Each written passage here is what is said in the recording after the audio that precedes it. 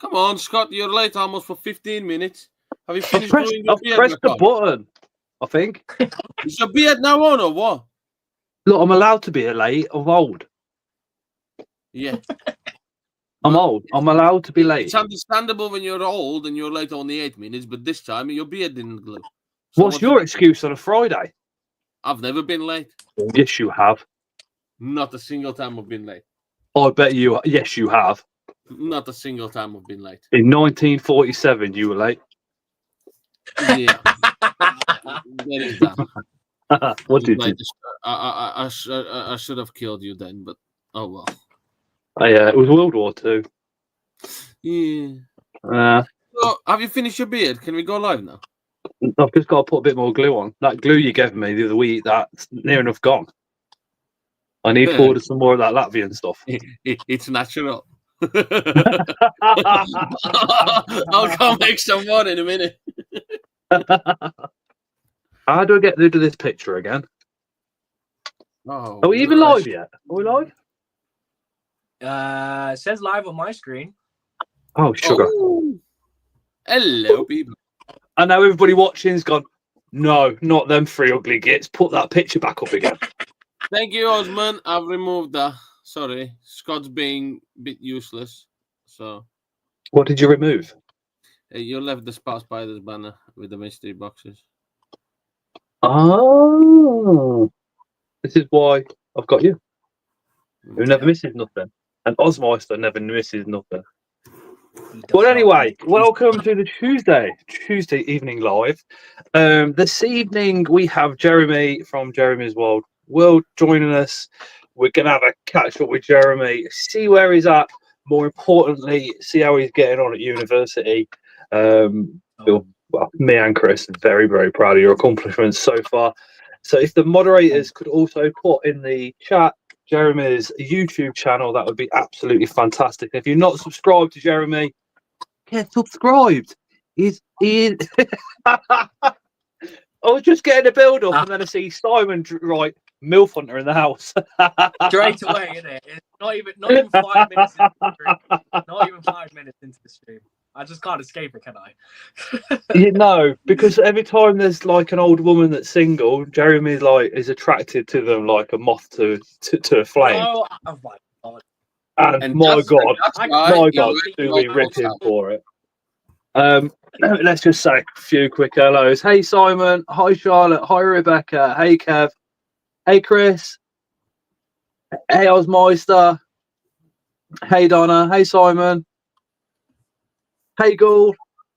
Yes, Jeremy, we are very proud of your achievements of bottles. Hey man, hey Clan of Critters. You've gone up 2 sizes. You're not supposed to tell people that. That's off camera. What? The bottle. There we go. Charlotte and Osman have. You've gone up 2 sizes.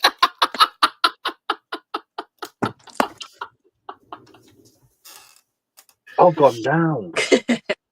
Jeremy, you need 50p in your meter now. Uh-oh. I'll do it. I might start lagging out a bit. My internet's not great. Hey, Ling. Chris, can you send Ling the link? I forgot. Yeah. So, I today, appreciate everyone coming out. Today, we are with the old Jezza. So, a lot of you know Jeremy, a lot of you seen him on lives before and what have you. Some of you might even know a little bit of his history. So, for the first little bit, just bear with us as we talk to Jeremy about his history with inverts and what have you, for those that don't know. But if you do know his history, if you've got anything that you want to add to that, hey, Derek, drop it into the comments. For me, it is literally like watching the hobbies 16-year-old grow up and develop into one of the hobby's nicest men. It has been an absolute pleasure up so far, Jezza. Knowledge and what you do just far exceeds the rest of us. What? You went, oh. Oh no, it's just a delay on my screen. That's all. Why I lagged out for a sec. I'm all good. You both are lagging. Yeah, I know. It's my internet, dude. Sorry. Can't do much about it. Are you both in Derek. the same place? Is Scott sitting in your Yes. backside? We'll take some questions. Give me about 20 minutes just to have a chat with Jezza. And then we'll. Oh man, it's hot in here. So. Chris, pretty sure Simon answered this question earlier. The millifunter. Is the MILF hunter? Jeremy, how long have you been in the hobby now? So I started off in the hobby late 2019 properly. Think of. Jeremy. Let me move Apologize for the technical tripod. difficulties. Jeremy's being. Yes, I do apologize. I don't have the best connection in the garage, but Jeremy's as I was saying, guys, Butler is started off in the downloading. hobby properly, keeping various species of inverts back in 2019. I did initially start off by my very first inverts were actually the L. fullica, which are the giant African land snails. So like I was keeping aquatics at the time. I was studying in animal management and I was going down the aquatics route to hopefully start and working on marine biology. And I had these rescue snails, and that's what started my interest in potentially keeping more invertebrates. My college tutor would notice that I didn't necessarily want to work with like the fluffy animals and stuff like that. I'd always lean towards the amphibians, reptiles, and invertebrates. So he suggested, when we talk fairly often still to this day, back then he was like to me and my friend, why don't we check out these invert shows? He was willing to take us to the Bedfordshire at the time. Unfortunately, due to unforeseen things, he ended up not being able to go. So he said to me, why don't you go check out the Brighton show? So I started looking up some stuff and I was like, oh, maybe it will be like a small display of invertebrates, you know, just to have a look, similar to what I've experienced in college. So I had to go check it out, and boy, was I wrong, completely wrong. Could not believe the amount of species that were on display / for sale here in the UK. You know, I'd only ever seen these invertebrates on documentaries and stuff like that. And to see stuff like, you know, at the time, you know, it was all new, giant Asian mantis and massive centipedes, phasmids the size of your arm. You know, that got the clocks turning, and I already done a little bit of research prior, so I came home with a few species. So if you guys check out the video back in 2019, a bit cringy, but I came home with a fair few species, and you know, it really got the clocks turning. I've always been interested in animals, and just knowing the opportunity to keep exotic invertebrates here in the UK, I started researching so much and really getting into it. And just to say, like the ramble, you know, I've gone through various genre, I would say, or families, orders of invertebrates. So yeah, orders, yeah. Yeah, so I jump between, you know, phasmids, mantidae, megalomorphs and theraphozids for your tarantulas and your other ancient spiders. And nowadays I'm keeping the true spiders, and you know, I've just fell in love with the hobby, and you know, put many hours. Like, you know, COVID helped, I guess, with all the free time I ended up having, but you know, putting all the time and effort into the research and just building up my knowledge to where I am today. Keeping various species and working with species I never thought I'd ever be able to work with. Some species that people told me I wouldn't be able to breed, etc., but I still did it anyways, and done a few UK true spiders and stuff like that. You know, it's like that, dude. You know, for example, one main example I'll never forget. I got a mystery box from the spider shop, and I got some stag beetles, right? And I put on a beetle group. I've not kept beetles, but I had an interest.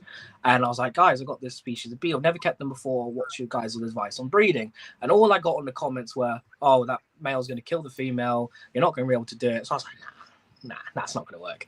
So I did a bunch of research, watching videos and tips and tricks on how to breed these stags. And I ended up breeding and having about 6 to 8 healthy larvae. Female survived and everything, lived to old age, and you know, stuff like that. It really motivates me, you know. I love a challenge, and that's why I've like, one of the main things with like true spiders is why I got into it, was not a lot of captive breeding was happening in the UK. You know, you'd see slings about, but they would normally 99% of the time would be from a gravid female from the wild being hatched and raised up. So I was like, I really love true spiders, and we can obviously get more into it later on tonight if you want, dude.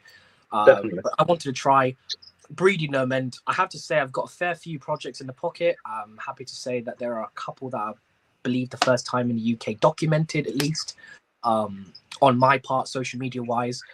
Again, we can talk about social media and stuff later on. But yeah, I just love invertebrates. You can see I've converted my garage from, way back when, Scott, when I used to keep everything in my bedroom, and I started off with one shelf and started taking over the room and got to the Put point your where camera on, Des. I can't see you. Oh, am I not on camera right now? You're black. No. Screen. Oh, it might be my connection. How is that better? Nope. Oh no. Tell you My what, Jeremy, internet- back out and then rejoin. Sometimes that helps. Hey, Phil. Hey, Derek. Let I me thought do- I thought he turned his lights out because he was doing something. Sorry. I thought he you just turned turned it off. just to fix the connection. Yeah, I thought he turned He's gonna have some covering over it on his tripod or something, isn't he? It's probably his butler brought him some tea. Well, just while we're waiting for Jeremy to come back, the big show is upon us on the 8th of June. The Robin Leisure Centre? That better. Yep. Yeah, That's better. That is better. Sorry. What I'll do as well, just while Just you're help out at one point because my connection's not the greatest in here. So there. Oh, no. that's better. Much better But than yeah. having a thought. whereabouts did I cut out from? What was I saying at the time? Where did I cut out? See, my memory of like you joining the hobby and coming on the lives was literally you sitting on your bed in your bedroom with a shelf of phasmids, I think it was to start with, and then millipedes. I think you kept a couple of species of isopod even back then, and then obviously tarantulas, and then moving into spiders now.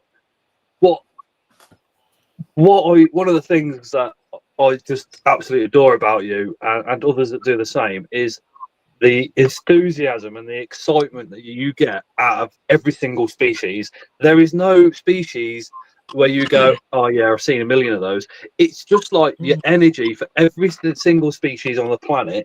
It is as hyped up as it is for anything else. You know what I mean? And you've been that way since you first come. I think it's helped myself and others keep our excitement up as well. Because every time we see you at the shows and we talk about a spider or something, you're like, yeah, got this, got that, got that, got this. And it's just like, wow, you know? I've been to various shows over the years and I always get excited and I always say the social part, but I gotta admit, I am excited to see what the availability is going to be at the shows. Because you just never know what's going to be around. And, the reason why I'm so passionate is because I never thought I'd have the opportunity to keep anything currently behind me at all over these years. And, it's fascinating. You see these things on documentaries and you see them in person. It's just, wow. I mean, from now I've got leaf cutters. I mean, I saw leaf cutters when I was a kid in the zoos, climbing around and all that. And am I back? Okay, yeah, sorry. I think I keep lagging a bit. But yeah, I mean, leaf cutters now. I've got my own. We can show that off later on tonight. And, I'm always excited to see what people get and what people are getting into. And, from me and my research, I'm happy to pass down my information down to if people are taking on projects or just wanting an interest in certain species, etc. I'm always more than happy to help out wherever I can, pass that passion on to other people because that's what's keeping the hobby alive, I remember you jumping on my lives with people that aren't even in the hobby anymore. Literally, like there was me, yourself, a couple of others around your kind of age back then, and I think we had about 1 or 2 people watching. I think we had more on screen that were watching back then. Back then, yeah. You remember? Oh God, time is flying. But so yeah, to see you develop from a bedroom to one shelf to literally taking over your dad's garage, it has been one hell of a journey. Oh, definitely. Like when I got the green to renovate the garage, I was so excited because I wanted a larger space. It got to the point where it was like a bedroom wasn't really a bedroom, it was just a bug room with a bed in it. So I was like, I do need the space, I do need the upgrade. So I was telling my parents, I was like, I really want to get a shed, renovate the shed and everything. And then they were like, well, why do you want to do the shed? Why don't you just take over the garage? I was like, you know what, if the option's there, I'm going to take it. So over a few months, me and my dad did the very, very labor-intensive effort of clearing out this garage. Because I'm telling you, before this was all filled with like old stuff and like my grandparents' stuff. We had to put that in the attic and everything, and getting rid of all the stuff that my dad's like hoarded in here, and that took months. And then we went full throttle buying the insulation and everything, and we were so excited. And this was what, 2023? I think I finally did the move, and it's just absolutely fantastic, dude. It's been great, absolutely fantastic. And I just remember having the the space pictures and the videos and in the old WhatsApp group that we had. Oh, And yeah. then obviously me and Chris come down. I think was that a London show? Was that a London show, Chris? That was the Seas show 2023. Jeez. Wait, no, 2024. Sorry, Seas 2024. I was there before. Yeah, it was fully set up. Yeah, Seas Fully set up. 2024. You remember when you guys swung by to pick me up for the hotel? Yeah, that was Yes. The barbecue food, and then it turned into McDonald's. Yeah, remember. Still waiting for that barbecue food, boys. Well, we got a new So that, Hey, hey Matt. So for those in chat, when me and Chris were off to, Chris was driving about 1,000,000 miles an hour and all. When we were off to Jerimies, Jeremy had promised us like barbecue, and all this Santovar Filipino food. And we get there, and he forgot to take it out of the freezer the night before, so we ended up having McDonald's instead. Hella It was disappointment. my dad. He said he was going to cook it. I got home and there was nothing out, and yeah, I had to end up with the Macca's. Blah blah blah. Sorry. Promise I'll make up for it. You keep saying that, you still haven't done it. We got a new barbecue recently, so hopefully soon. Perhaps instead of barbecue, buy a proper internet, because this one's shit. I know, I'm so sorry. I keep trying to adjust it, but... Do you have a see. Wi-Fi? It's not too bad. We can deal with a bit of lag. Yeah, sorry. I'm going to try This and is keep better. fiddling with it, but yeah, I do apologise for the lag. I reckon it's the weather, because every time it hammers down around this area, the Wi-Fi tends to be a bit shoddy when I come down the Yeah, shed. it's quite windy at the moment, so I think that's not ideal for tonight. Are you on the phone? We'll push through. Yes, I am on the phone. Go in settings and try reduce the camera resolution to 720.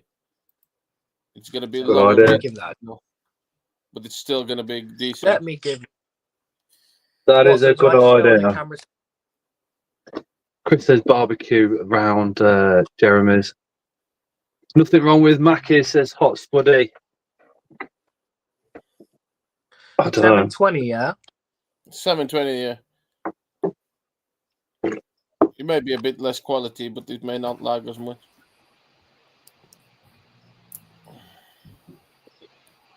Hey Nick. Any One second, I'm just going to back out and read. See, It's not letting me turn my camera back on. See, if this was me, the amount of crap Chris would be giving me right now would be unbelievable. What do you mean, amount of crap? Crap. Yeah, what do you mean?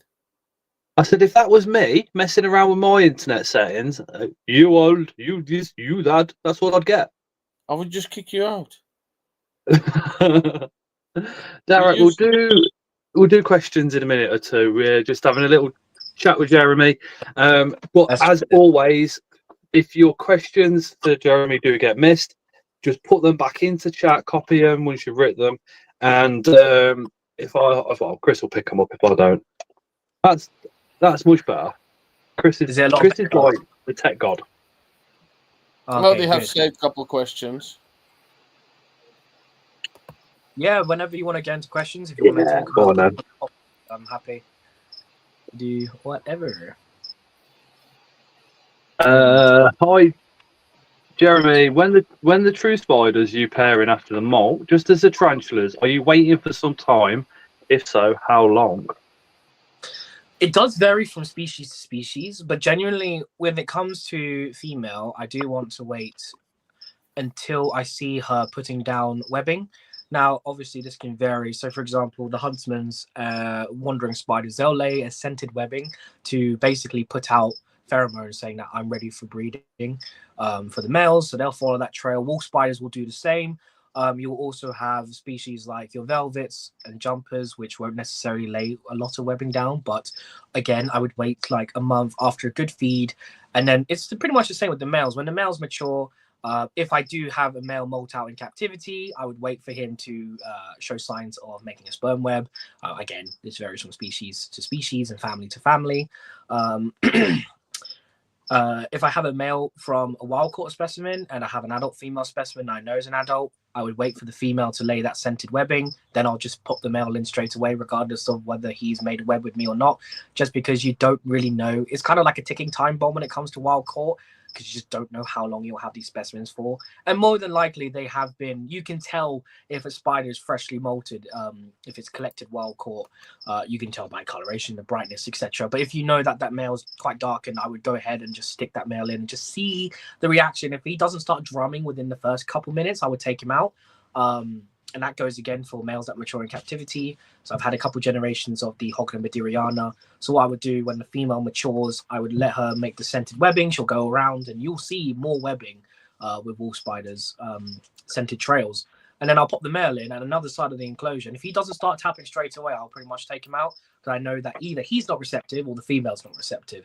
So it varies from species to species, but I would generally go similar to teas, wait for a meal, feed up that female, because true spiders can be very aggressive towards males, especially, well, more than a Theraphosid tarantulas can be. Sometimes you'll see them quite receptive, but if a female's hungry, she'll nail that male before he even gets a chance to display. So I hope that helps with the question. When a true spider molts, Jeremy, is it the same as a tarantula? You're waiting at least a week to see those fangs harden up and then feeding, or does it happen in a quicker time? I would say in a similar time span, but for me personally, I would wait at least until she's had a couple feeds as well. Again, females can be very, very aggressive, especially like stuff like your wandering spiders, etc. They are very, very, even you can feed that female to the brim until she's looking ready to pop, but you stick that male in and if she's not in the mood, she'll kill him just to get him out of the territory if she's not receptive. So again, it's more just gauging it and then just trial and error, put that male in. If we want to go more into breeding details of what I've personally done with certain groups of spiders, we can go into detail with that. But yeah, so generally I wait, molt, harden up, like you said, give a couple meals and then just trial and error and see if the male's receptive or not, because it's fairly straightforward. Straight away, it's not like tarantulas where some males will just sit there like your GBBs. They'll take ages to start doing any courtship, but true spiders, majority of the time, if either sex is receptive, they'll start straight away. Immediately. What are the differences are there between because I know you've done tarantulas a lot as well as the true spiders, but what main differences is there apart from that one when it comes to pairing between the true spiders and tarantulas? And on just to clarify with those in the comments, true spider for me on this channel is anything other than tarantula. Yeah, so what I've noticed especially is the time of receptiveness. Sometimes with teas, and I've paired a few species, you could be sitting there for hours and nothing will happen. Whereas true spiders, majority of the time, I would say in the first 15 minutes, you'll have some courtship behavior from either sex. Again, the males, if they're receptive, they'll start drumming straight away because, as I mentioned, the females can be very hard on the males. So they need to quickly establish that they're not food, they're there to reproduce, etc. The courtship behavior is one thing that gets me so into the true spiders, like the little tippy taps and the flinging of the arms. Like, for example, the wolf spiders, if you guys check out my Instagram, I have some recorded footage of me having courtship footage of Hogna carolinensis. I paired that species, captive bred in the UK, I think it was 2023. And you'll have them, because wolf spiders are very visual animals. They're not like other spiders where they have very good eyesight. So the main thing with the male, apart from the drumming, is the wiggling of the arms in the air. And you'll see the patterning. What people assume is that it's like a trance type thing. So it gets a female thinking, oh, you're not food. So you'll see the males, they'll wiggle their arms in the air and they'll tap the female as well. And it's just fascinating behavior. But that's one of the main with true spiders and Theraphosis is the receptiveness, timing. So when it comes to pairing those spiders, it's rock all the way. Oh, But yeah, it's like, some spiders that the pairings could take ages. I know with Theraphosids, you could get multiple insertions in one attempt, but with true spiders, sometimes it's a quick bang and go, because again, like I said, the females can be very hard on the males. I've seen pairings of true spiders just literally quick insertion out of there straight, like couple minutes. And there's some pairings like my Caranensis that took about 20 minutes. Female was constantly getting turned around. He was alternating between both pedipalps, and we got a good pairing in. And then as soon as you're done, sprinted away. They won't try again because they know that the female's done and dusted there and then. They may try, but if the female charges, they're done. They won't try again. It's similar to teas, but again, I could go on and on. When people want specifics, again, do let me know if you guys want. Do you know when they've got the colorization on the underside of their legs and they're lifting them up? Yeah. Is that just purely to show the female that they're mature and they want it, or do you think there's a little bit of kind of masculinity coming out in the male spiders, kind of I'm the best male that you're going to find around here type of courtship, or do you think it is literally just saying I am mature, come and have a go? Yeah, I do, especially with your visual true spiders. So, for example, your jumping spiders, wandering spiders, and your wolf spiders, just to name a couple of families. It's probably to do with like the females recognizing if the male's got good genetics as well, because they'll judge it based on size and the way that they do their displays too. They'll determine. I'm not going to go into the details on how they would. I personally don't know. But if they'll gauge, it's like with your Theraphosa genus, they'll charge at the males and they'll push them back. For me, that's a theory on testing the strength and whether the males have good genetics. It's a similar thing. So they're looking at the colors, the way they dance, etc. Like one prime example that's been documented heavily is the peacock jumping spiders. Females are known everywhere to kill a lot of males. They didn't do the right dance. They're not doing the flickers or the abdomen properly or the arms. Again, it's all visual cues, and like you said, it's I'm a male, don't eat me. But it's also the female gauging. Do you have good genetics to pass on to the next generation? Chris, could you get rid of Derek's comment and put Paul's up? Hey, Paul. So Paul says, have you worked with Lephistus or Ornatus? And are Lephistus slings hard to raise? Just explain what Lephistus are as well. I have had a specimen of Lephistus ornatus. I've kept a few Lephistus genus. So those are your trapdoor spiders. So they're in the Megalomorph family, ancient family of spiders. I've not personally bred any of them. It's quite rare to get a pair of Lephistus in the hobby. Majority of the time, they're coming in as females. You could potentially get the unsexed specimen like I did. I got one at the AES. I ended up getting him in the trade, and the guy messaged me letting me know it was mature, male. So that was really cool to see. Again, I didn't know. It's quite hard to tell with Lephistus. There's not really much sexual dimorphism until that final molt. So again, I've not personally bred any of the Lephistus genus. As far as I'm aware, Luke from Spark Spiders has had some Lephistus. I don't think they're too difficult to keep. The main things is just you have to be aware that you won't see them often. You'll only see them really when they come out for food. So don't worry too much. I would mainly gauge it on whether you can see whether you can see the food going and it's not staying in a tank for over a week, if you know what I mean. I think Luke's sorting out orders, but he said he was going to watch. So hopefully, you never know, he might drop a quick comment in the comments about that. Yeah. What's been the most interesting pairing? Like where you've gone, oh my god, wow, that was incredible. What's the one that's really stood out for yourself?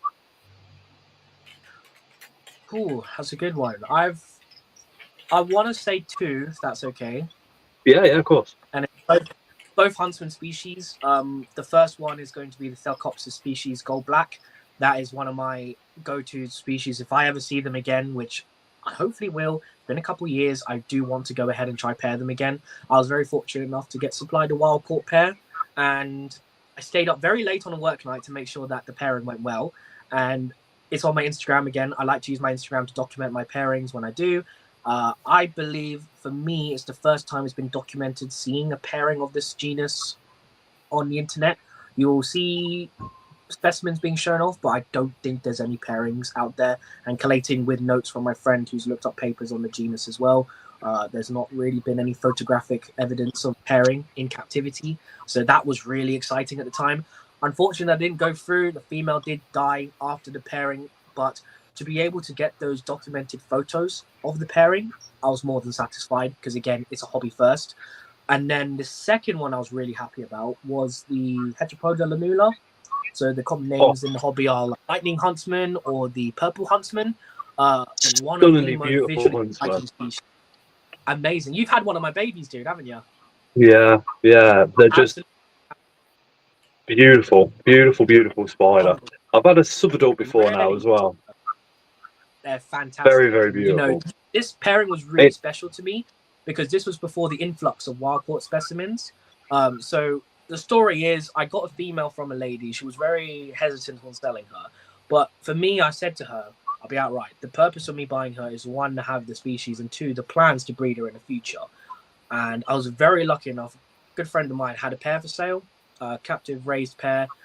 Luckily, there was a male in there. So I had the young female and the subadult male. So I managed to pair them. I stayed up late, again, about 1 o'clock in the morning, watching this whole courtship.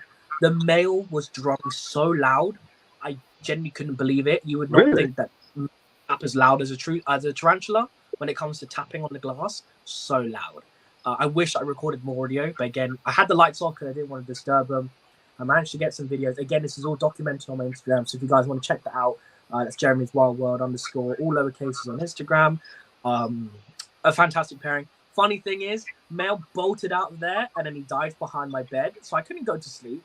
And I turned off my light, climbed on the ceiling, tried to catch him, and then he jumped on me. And then went behind the bed again. So I had to turn it off, and I didn't go to bed again on a work night till about 2:30 when I finally caught the male and popped him back in his tub. But again, what was the slings that got out back in the bedroom? What's that? What were the slings that got out? Was that Cupinus, Sale? Not Sale, Venatoria. Heteropoda Venatoria and tropicals. Yeah, that was not fun. Did you ever find them as like? Did you ever find them as like juveniles or adults? What's fortunate about huntsmen is that it's not that hard to find them again, because they're a wandering species. They don't really sit still at night. They kind of patrol. So I'll just turn the light off. But at the time in my bedroom, I haven't bred many sporasids here in the garage. But in the bedroom, I'll just turn my light off and I'll just sit in bed, go on my phone, and then I'll turn my flash on and look around. You can see their eyes glowing, so you just go with a cup and catch them. So yeah. But did you ever tell your parents? No. Yeah, I was gonna go to my mum at like 2 in the morning. But Mom, I lost a huntsman. We had some Cupinus Sale escape from an egg sac once. Well, I say we. The wife didn't have anything to do with it. It was me. Probably about 30. I would have thought went flying around the house. But I don't think, because I mean at the time we had false widows and quite a few in the old house, and I never moved them in outside or anything like that. I used to just leave them wherever they were. So I think they dispatched a lot of them, to be honest. Kev Mac Tarantulas Barbecue and Bike says Jeremy picked up my first Trues recently, a Salai and a Sericata, mate, stunning spiders. Totally new to Trues and wondering if sexing them is just the same as sexing tarantulas. So, excuse me. What I found with sexing megalomorph curtain webs is that they chew up their molt. Hey, Mark. Hi, Victoria. Very hard. Oh, hello. I can't see the comments, guys. I'm currently, so I apologize if people are saying hello. So I'll just quickly say hello. But yeah, megalomorph curtain webs. It's quite hard to sex them. If you're lucky enough to save a molt and it's not chewed to crap, then yes, you can sex the molt similar to theraphosids. They do have those spermatheca. With true spiders, a little bit more difficult. The best way I've done it is, unlike with tarantulas, where it's not very accurate with ventral sexing. As specimens get older, it's very accurate to sex trues with a ventral look. So you're looking at the area where the epigastric furrow would be, and the tarantula. In true spiders, is known as the epigene, and that's for females, is where they're going to have, you know, their sexual organs, etc. So it's fairly visible. It's like a little dot on the base of the So say this is the abdomen, right? You would have like a little dot just there, and you'll get quite more visible as the specimen gets older. Males, they'll typically show their pedipalps quite early, about sub-adult size. You'll see the inflammation of the pedipalps as well. So again, I hope this helps. Again, if you want me to get into more specifics, I can do later on, or just private message. But I'm happy to help with sexing. But yeah, you chose some great species. I've got a comment off Mark, a converter man, and then I've got a little question for you of my own. He says, "Evening all, been lurking. I remember us catching a Bowie pair in February 24 during an after party as I recorded the footage as you streamed it." Oh yeah. Do you want to explain that one? Yeah, so I had on a whim stuck a heteropodid David Bowie pair. Where were you for an after party first? Just explain the after party, and then. Oh, yeah. So we did a live. Sometimes on the lives where we finish and we start chattering backstage, you know, after the live. You know, it's a good way to catch up and everything. I have to admit, sometimes on the back lives before, when I was in my bedroom, I'd fall asleep. I know some people watching tonight would remember those times where I'd just be snoring away. But yeah, nevertheless, it was a backstage party. During the live, I had a David Bowie pair together. David Bowie can take a little while. The males aren't the most, let's say, eager. They're quite nervous spiders in the heteropodid genus. So I left them together. And oh my God, guys, look. I was about to take him out, and I saw that he was on top of the female. So I asked Mark, "Can you screen record for me?" And I managed to get the pairing recorded. Because when it comes to pairings, I don't really like recording it as a video. You know, I'd like to do it off camera, and then once the pairing starts occurring and I know the male's safe, I can go ahead and take some photos and videos. So that's why I don't have too many breeding videos on my channel. I do have one very special pairing coming up soon. That will probably be after this week's video. Oh yeah, I'll probably release that soon. Very, very exciting footage, dude. But yeah, it's you know, just a great way to be able to document the pairings in a visual way to show that yes, I have done it, and no, it's not a wild caught sack. And I've had stuff before, for example, I'm going off, but I've had stuff before with like my red fang wandering spiders. So I had my pair together 10 minutes, but male went straight behind this cork tube. I wish I didn't have a cork tube, just a cork half, and I didn't see him. All I heard was a scuffle after a few minutes, and she got him. So for me, yeah. I wasn't confident enough to say that they captive paired, so I went ahead and sold them as captive hatched specimens when I raised them up and sold them at shows. Because I'll just be honest, like I don't want to, you know, say with confidence this is a true captive bred specimen if I didn't witness pairing, and that's why again I don't record my stuff, mainly because the trues get spooked by light as well, so I don't want to spook them at all. So I'll just let them pair in the dark, or just at ambient light like this. I'll have them on a shelf or something and just leave them to it. But yeah, again, I just like to document it where I can and when I can. Currently, I've slowed down on the breeding, mainly because of uni. I don't have the time to feed hundreds of slings at the moment, so I've cut down on breeding for now, guys. So hopefully, when I finish, which will hopefully be in a year's time, I'll be able to get into pairings and stuff again. Trying a few projects here and there. Again, like I mentioned, there's a special pairing coming up. At the time of this live stream, the video will come up the week after this week. So that'll be some fun footage to release for you guys. I'll just ask Simon's question, then I'll drop you one. Simon says, do we think the red fangs, gold fangs, we could include the blacks there as well, black fangs, will be on the DWA in the future? I can't see it happening. Yeah, I agree. I can't see it happening. Cheers, the problem with the wandering spider order or family is you have the oh my god, what is the name for it? What is the scientific name? Oh my god, I'm having a brain fart right now. What is the scientific name for the Brazilian wandering spiders? What is it? I'm having a brain fart right now. Does it begin with H? What is it? No, I don't think so. Oh my god, what is it? So anyway, we'll come back to it. Might come back. Osmond's got it. Simon's got it. And the UK's true expert hasn't. Phoenitria. Link, thank you. 'Cause I was looking at it thinking, oh no, I can't pronounce this That's one. the genus. So you got Phoenitria ferret and Phoenitria nigriventa. Yeah, so the Phoenitria genus. Sorry guys, it's been a long day. I've had a practical exam at uni today. Brain fart. Brain is not braining as much as it should be right now.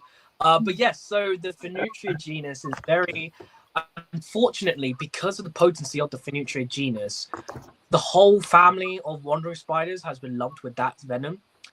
There's not been enough testing with these species, the red fangs, black fangs. So your Peloctonus, your Macrotenus, your Cetenidae. The gold fangs are an undescribed species. They're not the Africatenus. They're a Cetenus Mantharode species, Mantharode, because that's where they're found. But again, not enough testing has been done. For me, again, I would approach with caution. I do appreciate the shops warning people about the potential potency. Am I going to go ahead and test it? No. But treat the spiders with respect and stuff, and don't go around poking it. Scott, before when I've had true spiders out, I had a red fang on a sack, just sitting on the wood. I've had huntsmen sitting still. You treat the spiders with respect and don't go prodding them. They rely on their camouflage and they'd rather kill than waste the energy running around. Literally in the past, you've took lids off all sorts, red fangs, black skulls, sacks, or whatever, been able to pull them out on a cart bark, and they've just sat there like, what? Yeah. Put me back in. I'm not going to go running around. Just literally put me back in my little box, please. And it's always surprised me because how chilled, and I use that word very loosely, that they have been. Let me just say it is 5 to 9. So at 9 p.m. we do have a little bit of swearing going on, maybe some adult conversation. If you've got any kids watching, I suggest you remove them now. Got 4 minutes now, as Chris will signal that 9 p.m. watershed by calling me every name under the sun. Hopefully he's found some new ones. But that's why Chris tends to be a little bit quiet for the first hour. So just bear that in mind, because if I don't clock it's 1 minute to 9, you won't get another warning. But yeah, just from going back to what you were saying about the the true spiders being quite chilled out, if you think about it in a while... Phil says you're too young for the adult conversation. How old are you now, Jeremy? 22, 23? I'll leave it. 23 now. 23, yeah, well. With true spiders, it's... if you think about it from a wild perspective, they're going to rely on their camouflage, and that's why they have all these beautiful colors, because they rely on camouflage. Food is very seldom seen. True spiders are opportunistic feeders, right? They're not going to get prey as much on a routine basis like we give them in captivity. So rather than wasting the energy running around and getting away from predators, which could potentially get them being chased, etc., they'll sit there and rely on their camouflage. So as long as they feel comfortable, that's why I've been able to get them out, show them off on camera. I don't have too many trues currently to show off at the moment. I could show maybe a couple later on. But yeah, man.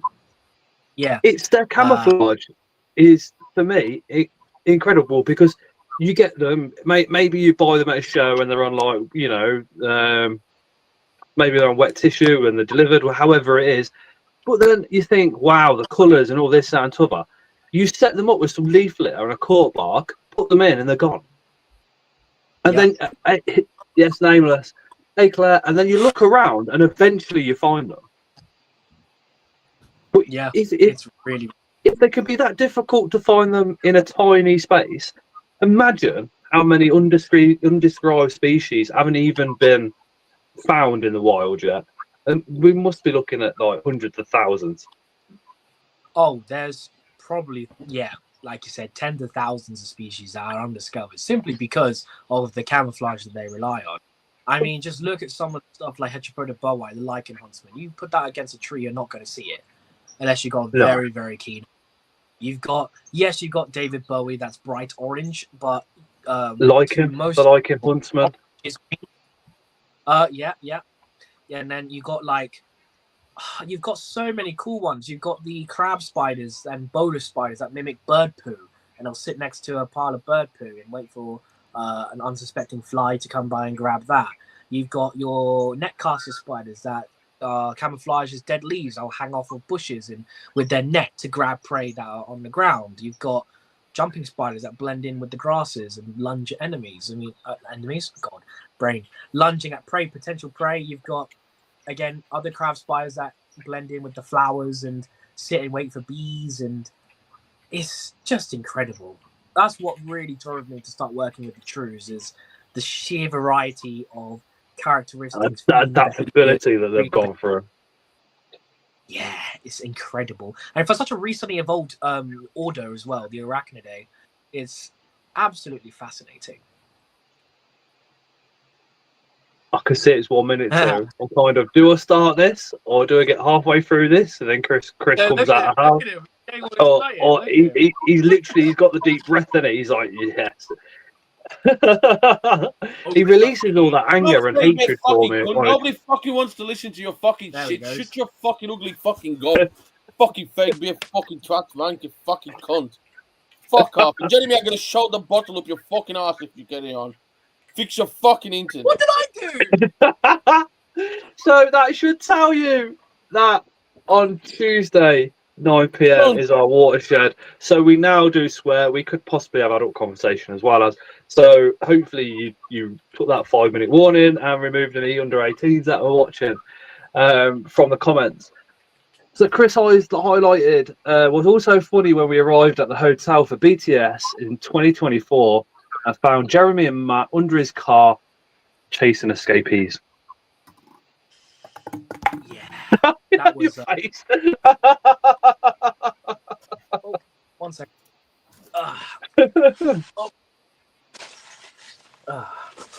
Sorry about that. You know, when you turn the camera off, we could still hear you.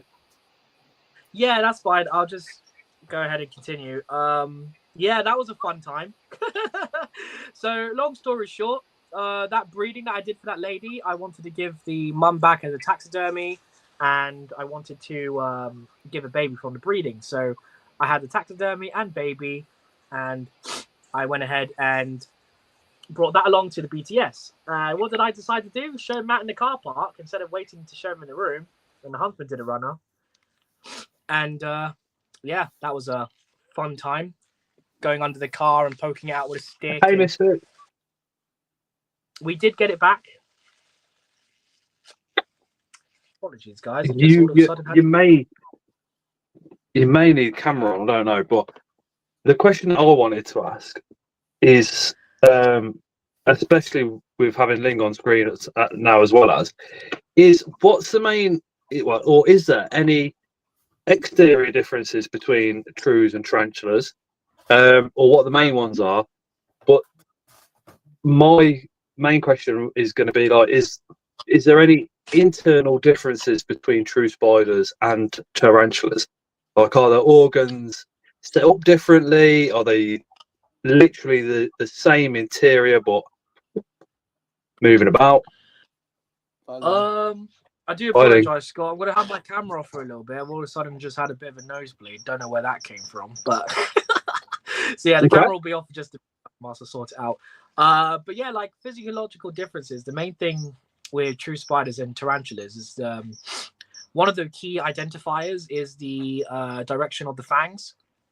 So the Megalomorph family, the Megalomorph order and the Theraphosids, they've been around for a very, very long time, hundreds of millions of years.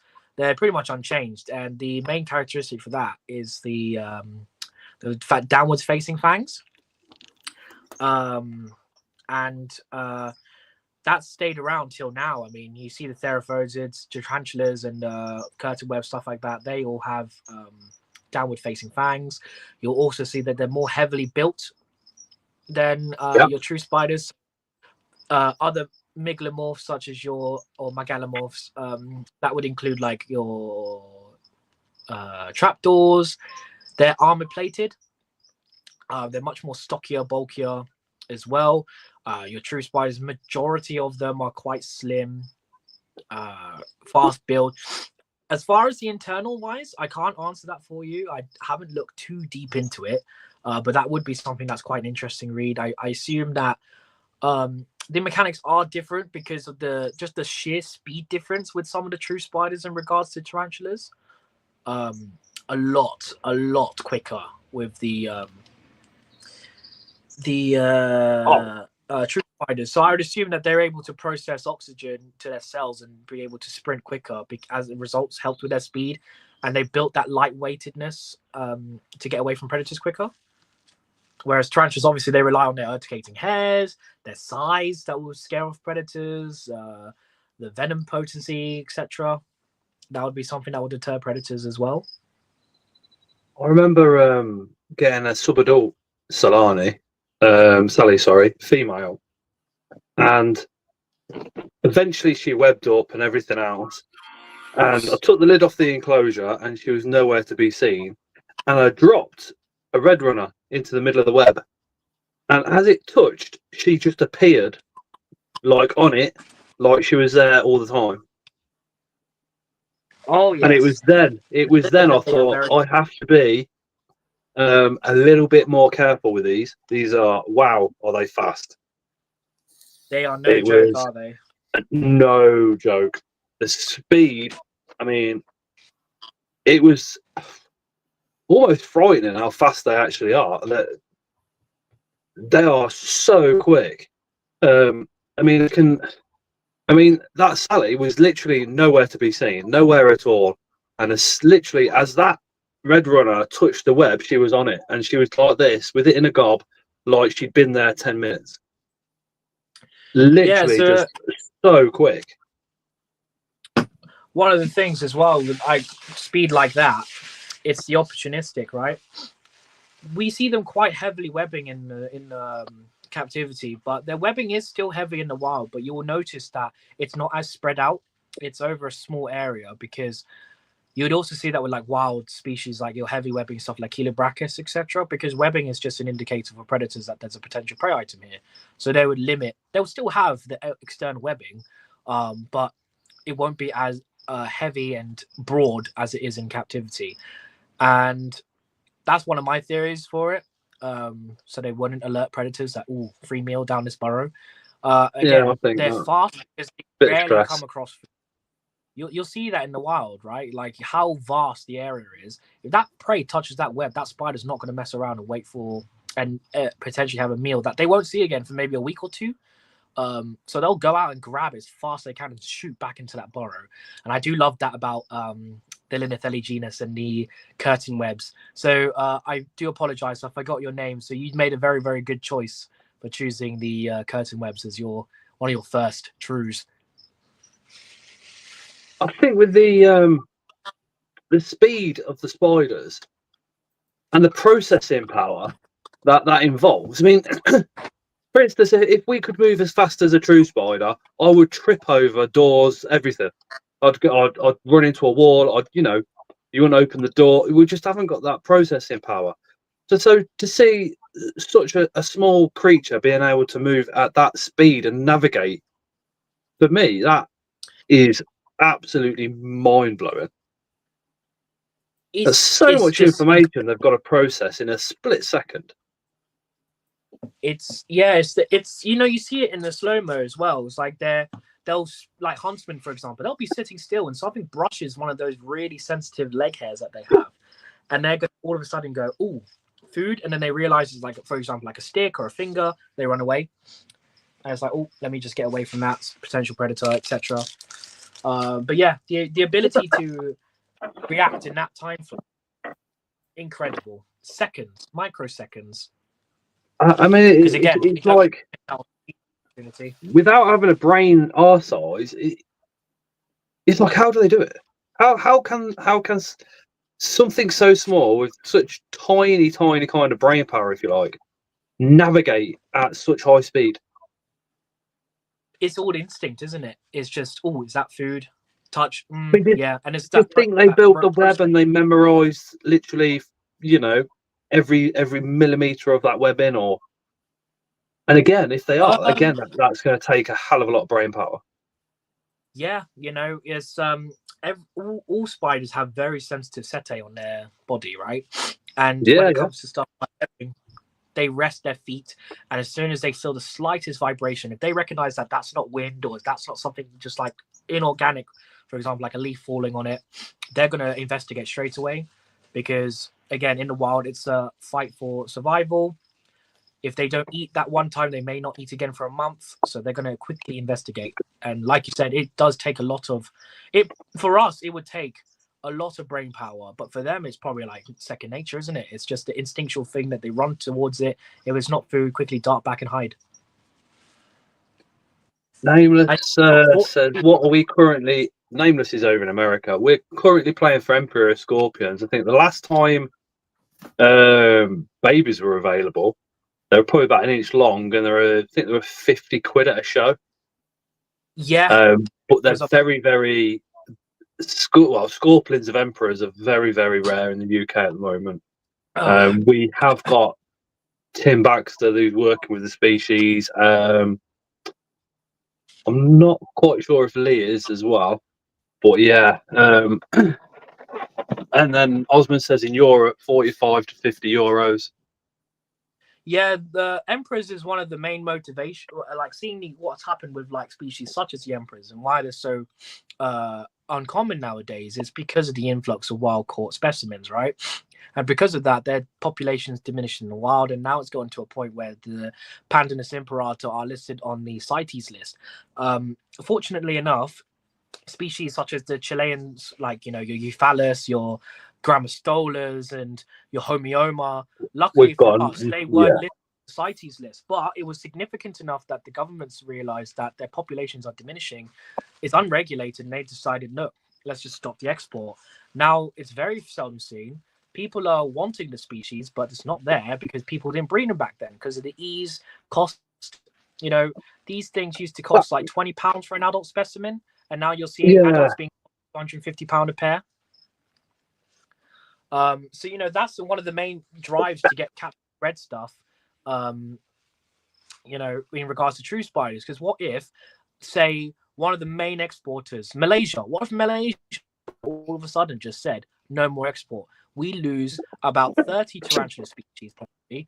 Which Asian forest. The way the world is, that I'm surely Malaysians thought about it. Yeah. Again, it's all of a sudden the government's just be like, look, we don't want our animals being exported. Look at the mess that happened with Brazil, in America with the Typhloiana, the T. Celedonia. They were like, oh, we never allow species to come out of our country. None of the stuff that's in the hobby was never allowed out. And there was all kinds of court cases and stuff in regards to the Celedonia. People were scared they were taking down all Brazilian species from the websites in case they got in trouble for like your common species, like your LPs, your Vitalis, or other some Nandus I think are still from the Brazil as well. Again, it's all it takes is one country just to go, no, enough's enough. We don't want to export anymore. We need to protect our habitat, etc. And we lose loads of access to loads of species. The species prices hike up, and that's the main motivation for me. Is if we can establish them here in the UK captively, and just have species here in the UK, we'll retain those species. It will be accessible for everyone, and we won't have to worry about them disappearing from the hobby or becoming so rare that the prices just spike. That's one of the main drives for me. Phil said may soon need CITES paperwork for emperors. Again, that wouldn't surprise me if they moved up the appendix. Because of the wild collecting, I'm fortunate enough to have a pair in my collection at the moment. I've got a very large adult female and a young male. So hopefully that'll be a breeding project for me in the future. If I do have to put them down on CITES papers, I will go ahead and do that because I want the species to remain in the UK hobby and I don't want them to fizzle out because of that. And I have noticed, I mean, just from what we talked about earlier, the Thelcopsis species gold black, one pair came in the country. I got that pair, and I haven't seen them around since 2023. They have not come back in an export since 2023, and they may never be again. They could do, they could not, but that's what I don't want to rely on. Is if I want to be like with the tarantulas, where it's I want a Postotheria, I can get myself a Postotheria because they're readily bred in the UK. Oh, I want an LP, I want this, I want that. We are very spoiled for choice in the UK. And I want that to be the same for true spiders. And that's why that was one of the main goals for me to start working with the trues, is get to the point where I can get a sling or a juvie whenever I want. Again, apologies for the tangent, guys, and the camera's still off. I'm trying to sort out this nosebleed. Sorry. Is it still going? Yeah. Oh, It's bad now, but I don't know where that came from. Promise I wasn't picking my nose. We got camera evidence I wasn't picking my nose. right. To be fair, I mean, it could just be literally the weather change. Yeah, I do get nosebleeds when the change. Phil says there was an alpha inspector at the Barnsley show looking for emperors to make sure they weren't being sold. But inspectors are always welcomed at the invert shows anyway. I think we had CITES themselves there one show. Yeah. Also, what I liked about one of the AES, the Amateur Entomological Society, they were going around checking to see if people who were selling CITES listed species, such as the brackies, had listed them as CITES. And I know for stuff like I think the hobby needs to take it a lot more serious. Definitely. Like I said, species all of a sudden could get cut off. Species could get moved up the appendix list. It could affect our hobby very heavily. We are very fortunate at the situation where we are, where we have literally at the fingertips, we have access to hundreds of species of invertebrates, but that could get diminished.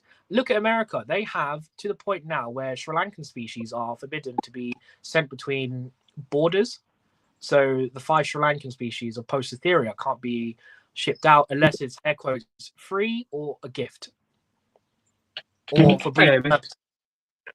You can't pay for them anymore. Yeah, but surely if they're sending them as a gift, they can just post them anyway.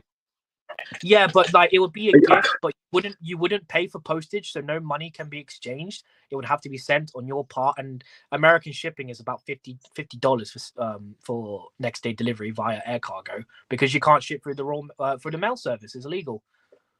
Wow. Again, that's another place where we're very fortunate, is that our Royal Mail allows live invertebrates. That's why yeah. At the moment, I mean, at the moment, when I ordered those red runners those couple of years ago, and they come loose in the box, and the box had the holes in because it was the middle of the summer, and a load of them got out in the postage van. I wonder how many got out in the literal postal warehouse itself. Yeah, it would have gone down to minus temperatures, so I wouldn't have thought they're in existence now. But when things like that happen, that I think is puts pressure on Royal Mail to start thinking, is this worth it? Yeah, you unfortunately we do see things like potential vertebrates being posted through like Royal Mail, and we do, like, you do see unfortunately those things which could potentially ruin everything. Royal Mail could you imagine if Royal Mail said no more invertebrates through our postal service, we don't want it anymore? That would slash the hobby very much. I'm going to put my camera on. If I turn it off again, it's going to start going again. I don't know where that came from. That was freaky, but yeah. We could end up being like America, where we're having to pay £50 to £60 for courier. Luckily enough, we don't have to fly it. In the UK, we could courier it, but again, courier is not cheap. That's about £30 to £40 per postage. So again, we're very lucky in the hobby here in the UK. Americans are always saying how they're jealous of us, and hopefully we can maintain it that way. But like you said, Scott, just got to make sure we keep breeding, keep documenting everything, avoid. There's so many rabbit holes I can go down. But at the moment, I feel, like myself, I like to encourage captive breeding where I can. I've talked about it with Luke on my channel. if you're going to do the breeding, do the research for it. It's not just put male, female, boom, babies. I mean, we've got 4 breeders here who have done breeding projects before, right here on screen. I mean, we all know it's not sunshine and daisies. It's, you could invest loads of money. Males get eaten, egg sacs males stop. get eaten, in egg sacs are duds, slings die off. It's something Wow. got to weigh out. And I've thought egg sacs were dud, but then you listen to Ling's research and yeah, were they dud? Is now the question for me. But again, it's a lesson, and that's what I like to do. And I know we've just gone on a big tangent, and I was trying to sort out a nosebleed, but that's the main thing about my hobby now, is being able to pass on the information that I've learned over the past 5 years from the likes of you guys, and being able to do this research online as well. I've done research through various sources, from scrolling back. One very underrated knowledge, arachnopods. I do wish we still had stuff like that around nowadays. Right, Claire. Arachnopods, a wealth of knowledge from spiders on the web. Back in the early 2000s, where people were collating notes with each other. That was fantastic. I wish we still had tens of years of information on there. Oh, it's amazing. And various videos on YouTube, stuff like that. And if I can help people get into the hobby, that's me done. When it came to me selling at shows, unfortunately I'm not trading it much at the moment, again because of uni. When I was trading at shows, the main thing for me is I didn't care about making a pretty penny. Yes, I do well at shows, but if I charge full price for everything, I'd probably make more. But again, it's tough. Like, people come up to me, little kid, I'll never forget this. I don't know if you're watching, dude, but this little kid, I can't remember your name.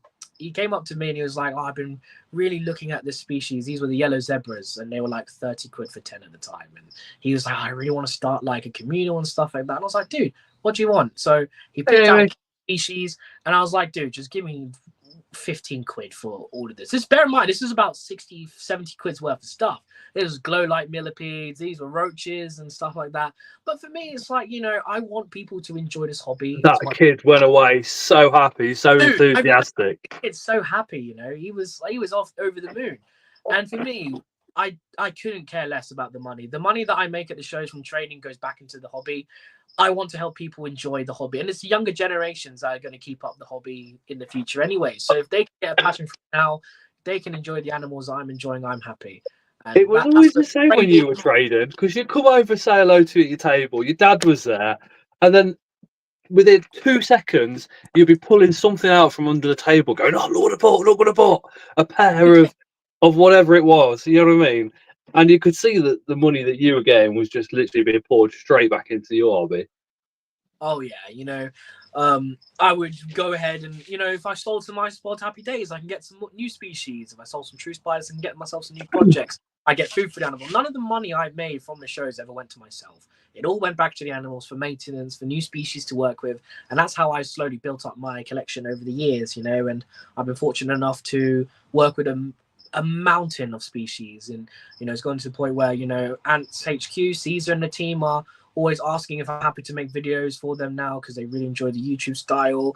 I've been reached out to the likes of Habitat. They've asked me to make videos for them before, and conversing with Andrew Smith and Guy Tansley about the documentaries, doing live streams, talking to them about stuff. And, the opportunities that I've had over the past few years is incredible. And the knowledge that I've learned, again, I'll keep saying it, I want to pass it on to you guys. So again, if you guys ever have questions, if you check out the videos and stuff, I'm always active on social media.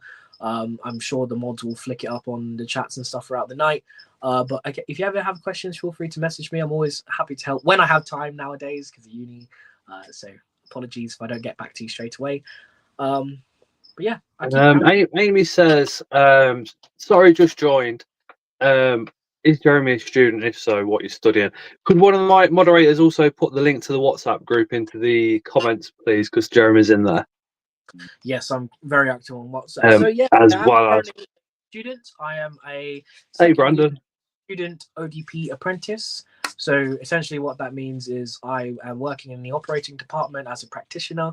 So I'm studying to work as either working alongside the anaesthetist in the anesthetic room, supporting them, being a scrub nurse, so I can hand the tools to the surgeons throughout surgery, and also help out in recovery, so I can be a recovery nurse too. So basically, that's what my qualification is. By the time I graduate, I'll be able to do all 3 departments within the operating. So as you go under the knife at hospital, Jeremy could be the last face that you see. Riz. You know, so yeah, I'm studying that. I'm actually second year. Literally at the time this live stream going, if you're watching back, or just today, I've just done a practical exam today. So that's why if I seem a little bit tired, that's why today. But yeah, so that's what I'm doing at the moment. I'm an apprentice. I'm getting funded by the trust that I work at, so they're paying for my degree. 1 more year to go. I don't think I could do what you do, or any of the surgeons, because I don't think I could be like responsible for somebody's life when without going into too much graphic details. But you can imagine in a surgery room. Do you know what I mean? I'd be like, hold on, if I give you the wrong thing, is this person going to die? You need it now?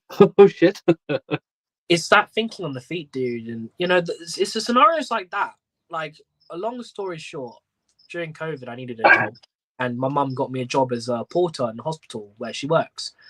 And working in there, and I did some admin work for a bit. I thought this wasn't for me, and I got the opportunity to work in the operating theatre as a healthcare assistant. Helping out inside the surgery and stuff like that. And working in there for 1.5 years really opened my eyes, and it was surprising at how much I enjoyed it. It wasn't the main route I was going down. Long story short, I didn't end up doing the zoology degree that I wanted to do. So I've gone ahead and done this route because I found it really interesting. Being able to help people and make their time within hospital and for surgeries as positive as possible. If I can, when the patient wakes up and they're happy and everything. Simon's like on about doing the same degree. Yeah, it's a great degree. If you can do it, do it. It's a great opportunity. I would like to say I'm a very person, and being able to help people, like I said, with just a hobby, but just in general with my job, if I can make their surgery go smoothly, if I can get them off to sleep as chill as possible, they're not all stressed out. If they're waking up and they leave my recovery all happy, ready to go back to the room, then that's my job done. I think when it comes to things like zoology, and then my own collection, say spiders, I think working with spiders and keeping spiders, I don't think I'd have as much passion in keeping if I work with them. Unlike, I think when it comes to people that want to work with spiders, as in as a full-time living, and have a collection of their own personal stuff as well, I think I'd find that quite difficult to do. I don't think I could do it because I'd just end up keeping everything as opposed to selling it. I think the sellers, I think Luke's still watching, Chris, and Ling, I think they're just very special types of people. No, I agree, Scott. I've had those similar thoughts on whether I wanted to pursue full time as a seller during COVID when I was still a HCA before I got the opportunity where I am today. Just thinking of that, it's like, if I did the animals full time and I come home and I have to feed my own personal collection, I don't think I would enjoy it as much as I do now. But again, aspect I enjoyed. The main thing for me, like I said, was the animals I enjoy, I put on the table, put them at a good price, people can enjoy them too. And if people are happy with the specimens that I'm producing, and again working towards captive breeding, then I'm happy. I do potentially want to still go through with becoming full-time animals in the future, but it would be on the lines of like a half display, half shop type thing. If you guys know Snake Discovery, they have their zoo front now. I really took inspiration from that, where they have the half zoo display, half shop, and they have their adoption center as well for the reptiles and amphibians too. So that would be something I'd like to do. Bugs Park, for example, they have their shop on site as well as having display. So possibly not on that big of a scale, maybe like a storefront type thing. When he built Bugs Park, he must have literally just put every last penny in it, because that looks, it's incredible. And I need to go up there at some point. Yeah, 100%. But maybe not on that scale, like a storefront where it's like half display, half shop, have a breeding room in the back or upstairs. That's like kind of the thing I'd like to do in the future. And again, if I do try to pursue it, I have my career right now that I'm working towards as a backup, because the NHS will always need someone to work within there. So I'm here. Shall we have a look at some of your collection? Yes, can do. Unless anything comes up in the comments, completely your choice of what you want to get out and show. I think the leaf cutters are going to be a must.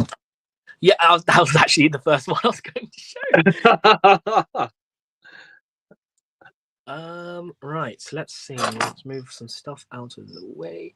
See if I remember how to do this. Jeremy is just moving all his porn out of the way, so when he flips the camera, none of you can see it. Hey, that's not in here. Let's see if I move this down here. Okay, so I think this should work. 1 second. There we are. So this, oh God, what is this? That fungus has grown. Like, dude, I've only had this pod 3 months. Like, wow. I think that's better. Yeah. So this is the fungus at the moment. If I just zoom out, oh God, it's showing like the opposite side. Oh, this is trippy. Why is it showing it like that? Hold on. What's the matter? It's reversed. Oh, it's mirrored. There we go. That's it. That's what I wanted. Right. So this is the Acromyrmex octospinosus, which I've had since actually May last year. I got from Ants Davy. I had them from a small setup, and you can see the beginnings of my colony and the updates. So since the update, this is how big they've gotten now. You can see it's a very large fungus pod now. Well, fungus ball. Fantastic. You see they're enjoying some pear leaves. I'm quite fortunate. My dad likes gardening, so I steal his fruit tree leaves. So they're currently eating some pear. I do offer various amount of plants. I'm quite lucky with my colony. They're not very fussy with food. I very fortunate enough to have them on like 10 plus food plant options. So yeah, so these are my Acromyrmex octospinosus. They're currently going through a nuptial period. I'm not sure if it'll focus all that well. But you can see down here, these are some queen elates. So these are the princesses that will potentially start new colonies. But unfortunately, in captivity, you can't really breed ants. So what's really interesting about these, unlike other species where the queens will just end up dying, these elates will end up breaking off their wings and turning into workers. So they'll end up working. Yeah, they'll end up working until the end of their lifespan. They'll get fed for a bit, but they won't live very long if they don't get paired. So yeah, you just got a bunch of queens here at the moment. It won't focus too much in, unfortunately, but you can probably see the different sizes of workers. It's a symbiotic relationship, so they rely on each other. The fungus gets their plants from the leaf cutters. The leaf cutters chew it up, and that's what this black stuff is. It's all the chewed up leaves, and then the fungus will inoculate it, grow, and that's how the fungus ends up growing up and up. But yeah, I've had this pod like 3 months, and I'm probably going to need another pod soon. So yeah, looking at that, I'm just looking at it on the laptop. That is, so you have they have done so well. Yeah, they've done absolutely fantastic.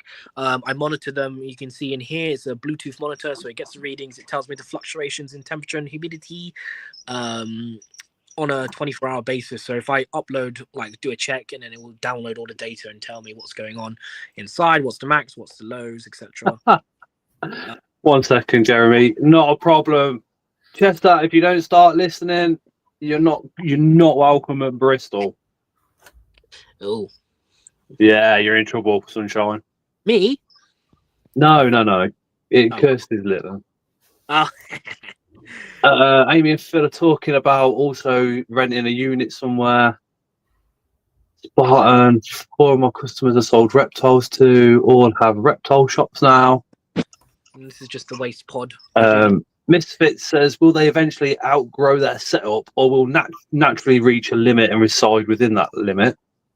Unfortunately not. The fungus will continue to grow and grow. The Acromyrmex can max out at around 10,000 to 100,000 workers. The I believe off the top of my head. Again, if you guys want to take a pause and scan this care guide, this is the care guide provided by Ants Davy. Very supportive. There's a WhatsApp group as well if you do get your leaf cutters from Ants Davy as well. But yeah, so Alan says, while you're doing your tour, would you mind showing the Chilenensis that you picked up? Oh, I can't show her just yet. There's a video. The rehouse video, so I can't show her off, but she's doing really well. But yeah, so in regards to leaf cutters, the fungus will just keep growing and growing, and I don't want to have the fungus getting too compact in here, because basically how it works is the fungus will start dying down here. They'll take it off and put it down, so it'll keep growing up. If it gets too compacted, it'll grow up alongside it. So I don't want the fungus to start dying off. So I want to give them another pod. So I'll probably get another pod maybe next month after. Sorry, Chilibrachius electric blue, because I rubbish at pronouncing the actual name, has just come out of a burrow after a little while, and she looks massive. I do love the Nitanicarum. We do have the Nitanicarum winner for the BTS this year on screen. Oh yes, best Asian. Oh yes. Yeah, I do love these. I can sit in here. Sometimes I come in here to do feeds, and I just sit and watch these girls do the cutting. And Ling's also running the Invert Shows channel over on TikTok. So if everybody watching can go over to TikTok and put in Invert Shows, you'll see that channel come up. A lot of support needed on there. A lot of support. So if you could pop over and share those TikToks that Ling's done out, that would be absolutely amazing. Right, it's a brand new channel. It's literally brand new. It's a few days old, isn't it? Yeah. And I also have some other ants here on the desk, if you guys want to have a quick look at those. The trapjaw ants, which have the fastest bite speed of any animal on the planet. Which what? They have the fastest bite speed of any animal on the planet. Oh, that's a not put your finger in job then. Especially sting and bite combo. That's not going to be fun. I want to switch the camera. One of the cameras. Oh. There we go. My bad. Yeah, this is my Odontomachus Rhexosus colony. That's HQ. They're doing really well. You can see all of them down here. Again, a fun species to keep. They click their jaws together so fast that you can hear the sound.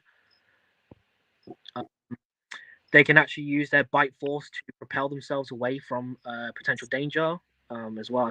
I've seen them do it when I do cleaning in the tank, or what's it called? Not tank, funarium. No, not funarium. I'm brain fog today. when I do the maintenance, you can hear the workers biting tongues and flicking. One of my other ants here, you can see a fresh worker there next to the cocoon. Yeah, are you covering up the mic a little bit, Jeremy? What's that? Are you covering up the mic? Oh, sorry, my hand was in front of it for stability. That's better, much better. Yeah. If you guys missed that, these are very easy species of ants to keep. Well, maybe not easy, but easy as in numbers. They don't grow to like the millions of workers or tens of thousands of workers. They'll max out around 100 or so. But yeah, very cool species. Definitely get some experience. More manageable than the ones that go into the thousands or tens of thousands. Like these girls. Yeah. Very, very cool species. I'll just turn the camera off and so you guys can have a look at some of my other animals that I keep here in the garage. So I do very much enjoy keeping amphibians. And whilst the heat lamp is still on, I'll show you guys some of my favorites. So if I just flip the camera on here, these are my white tree frogs. I was hoping you were going to get the amphibians out. Don't have a set name for all the individuals in here. They're only known as the council. You can see my green one's trying to bite my finger right now. Water dish I need to fill up. Don't worry, do that. But yeah, so this is no worries. One of them's just jumped on my phone. There we go. Sorry. They're called the council. Oh, there we go.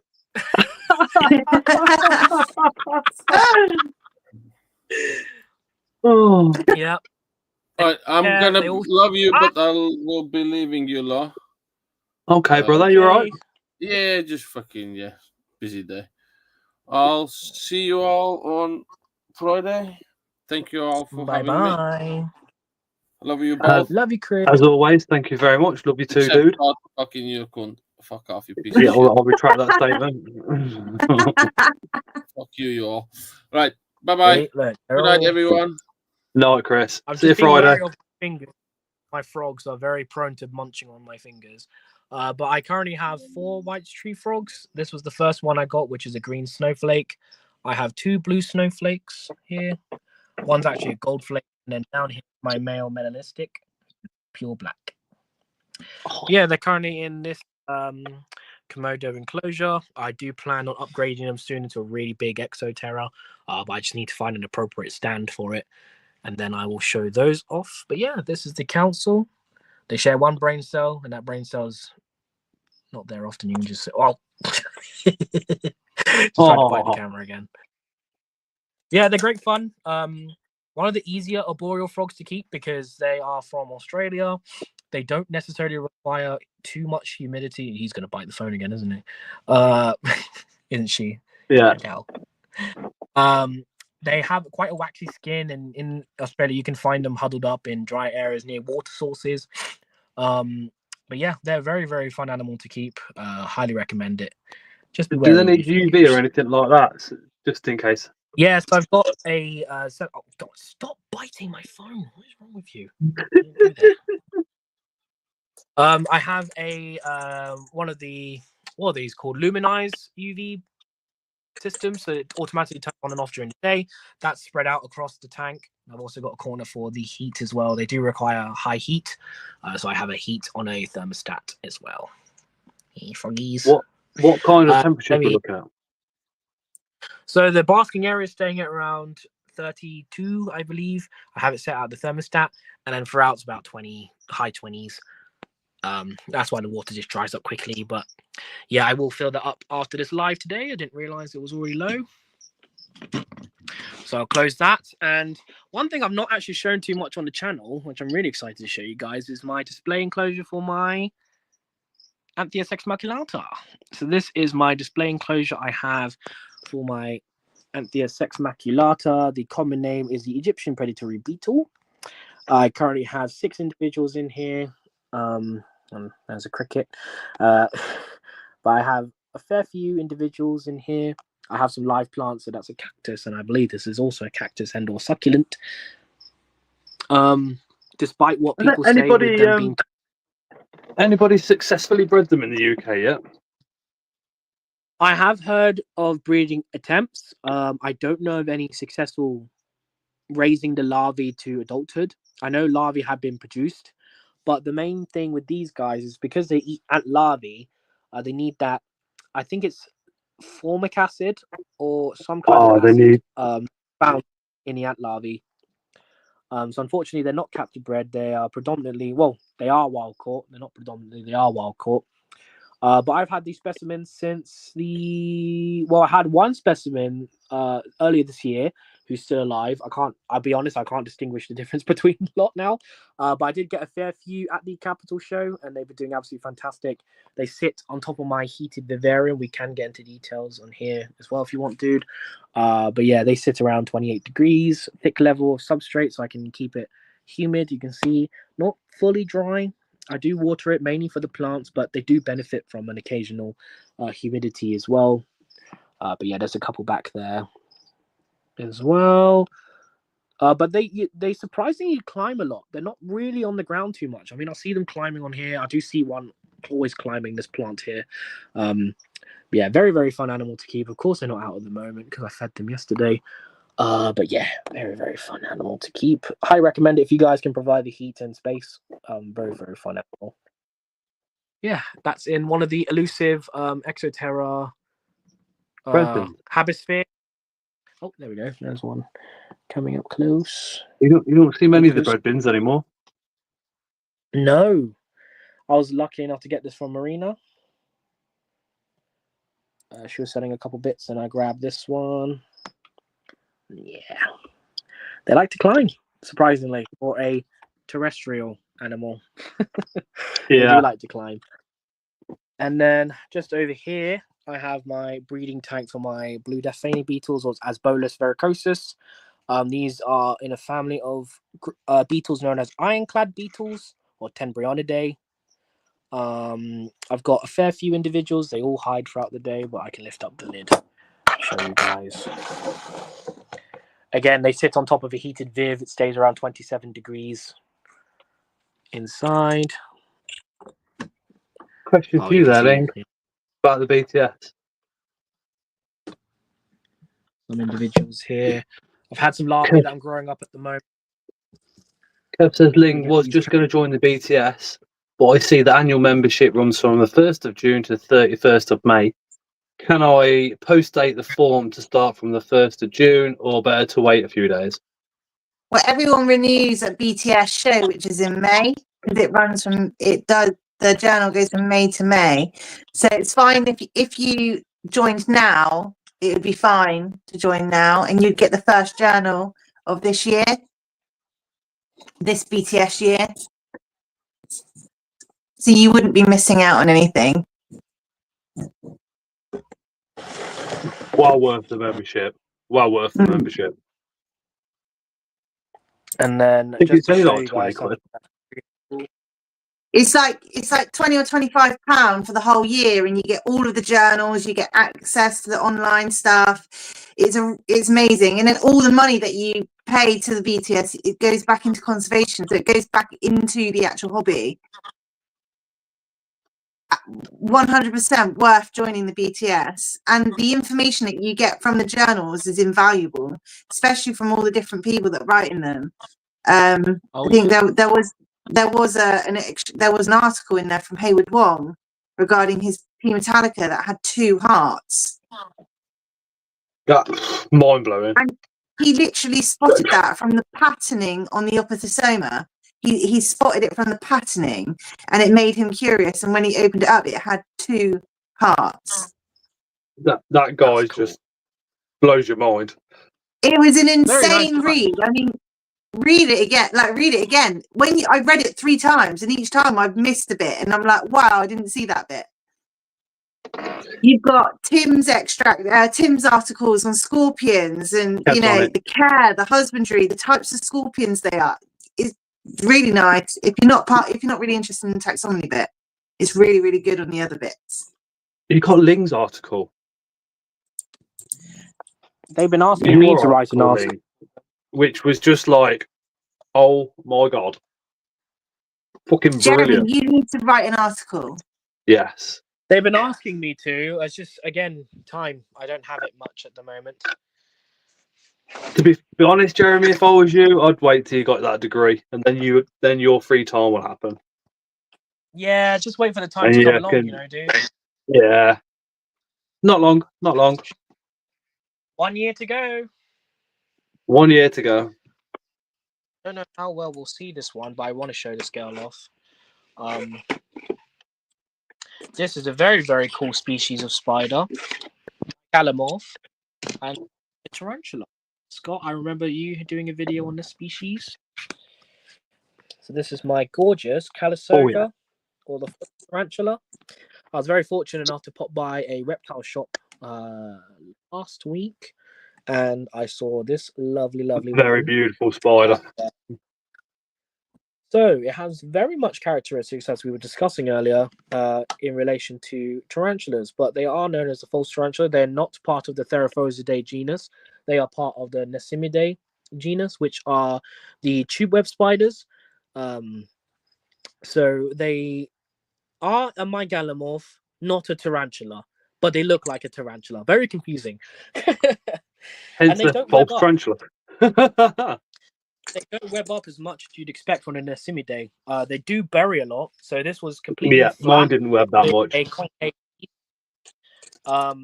But literally, it's buried the moss, it's buried everything, dug it all up, and just have a couple burrows now.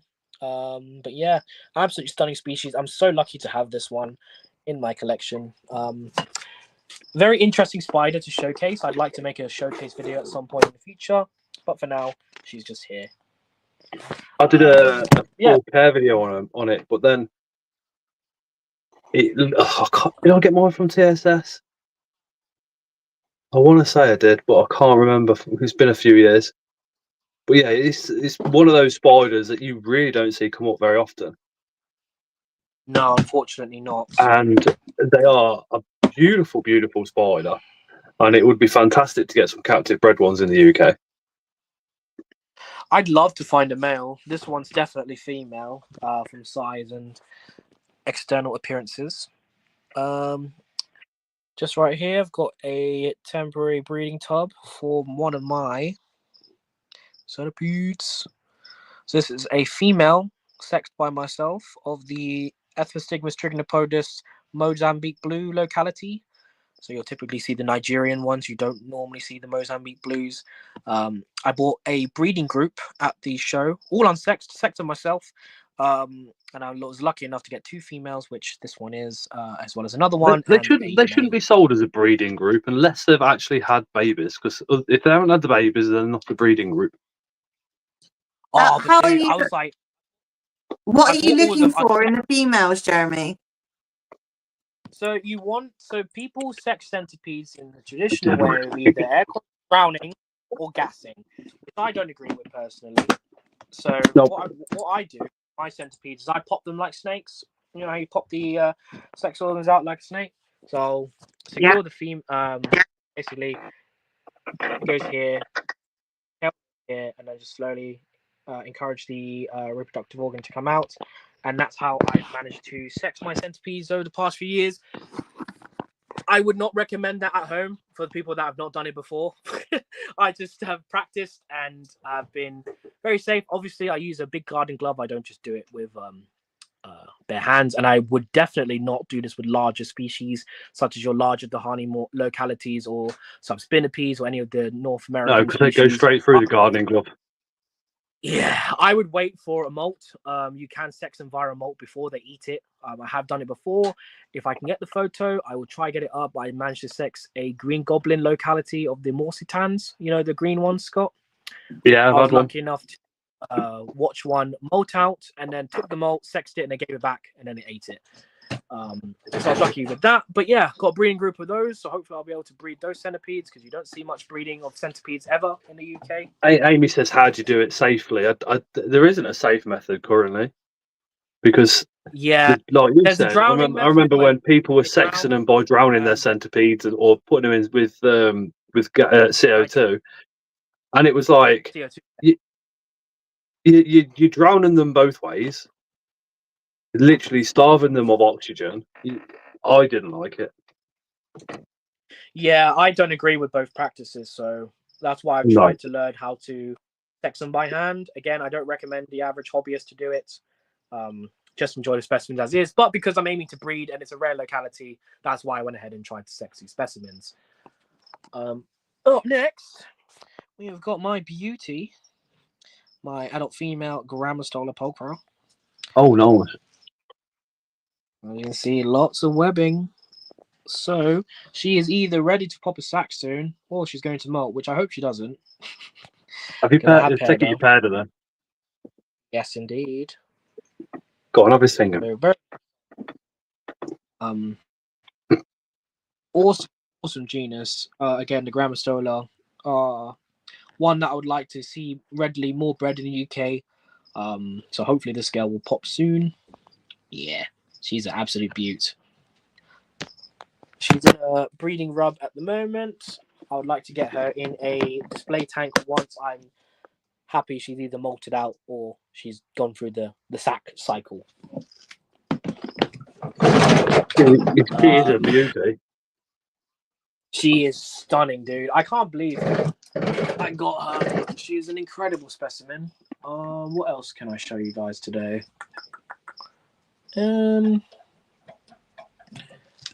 Let's go through the pokies, shall we? You guys saw these in the background. So I currently have 9 different females of the Poecilotheria genus. I'm aiming to collect all of them that are available in the hobby. I apologize, the lighting is not going to be great, but I will try my best to showcase them anyways.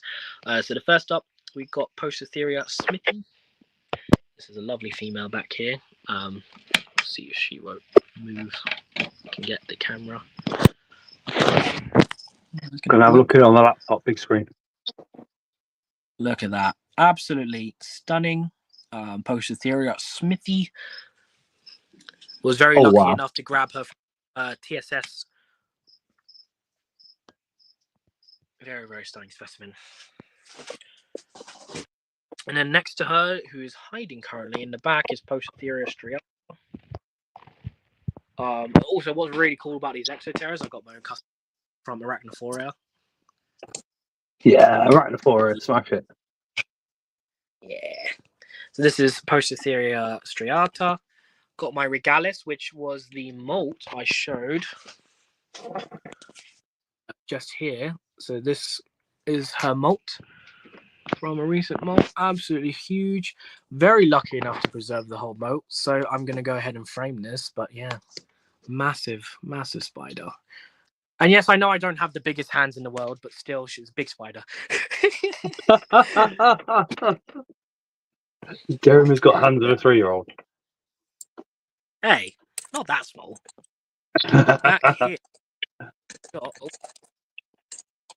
Back here. I don't know. Can you guys see her back here at all? Can't really see from my side now. Not really. Yeah. But in there, I've got Rufilata. Oh, she's actually, you can kind of see her. Let's see if you guys can get a look.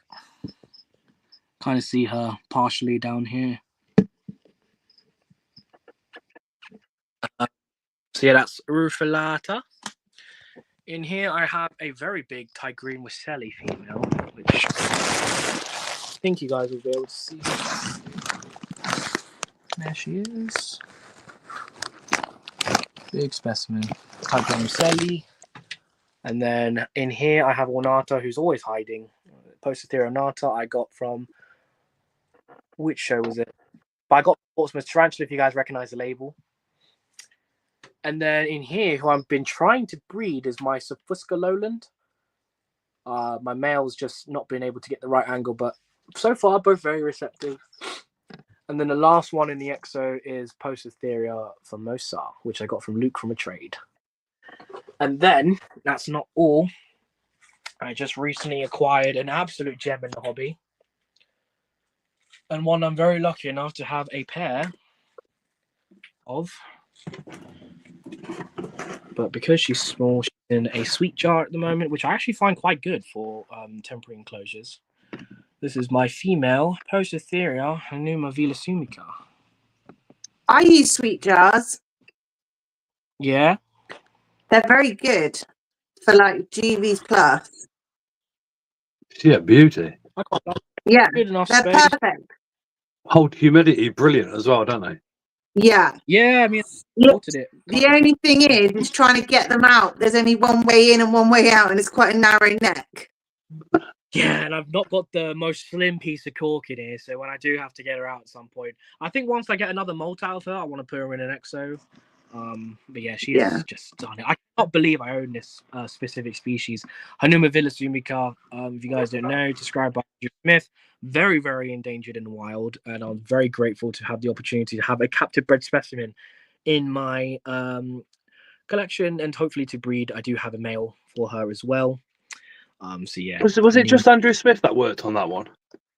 I don't believe it's just Andrew Smith on his own. I know his name is tied to the description, for him describing the specific species. Sorry. Yeah.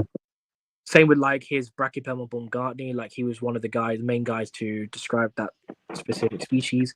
But yeah, can't believe it. I know my Vilasumica, and a great size as well. I spent a pretty penny, but absolutely worth it. Stunning spider. Very lucky to get it at that size as well.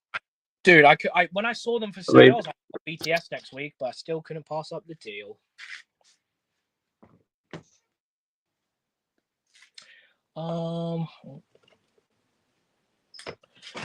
Let's see. So I'm not going to disturb my female at the moment, but check it out. Oh, this is male Gigantometrus swaminami. Have you paired them? Maybe. That's why I'm not getting female out. Yeah, Yeah.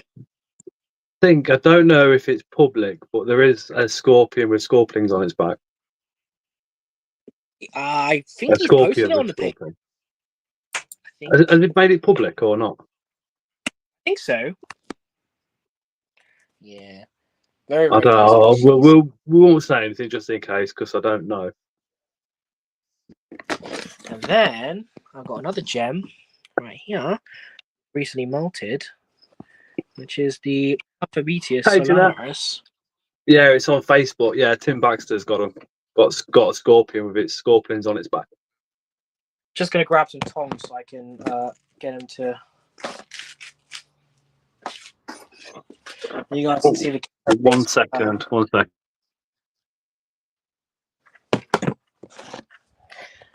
So this is a proper gem. Amphibian Solaris. Very, very nice individual, and I'm quite enjoying those colorations. Look at that. Again, apologies, guys. I don't have the best lighting at the moment because I don't have a portable light. But yeah, really, really cool. And another gem here in the collection.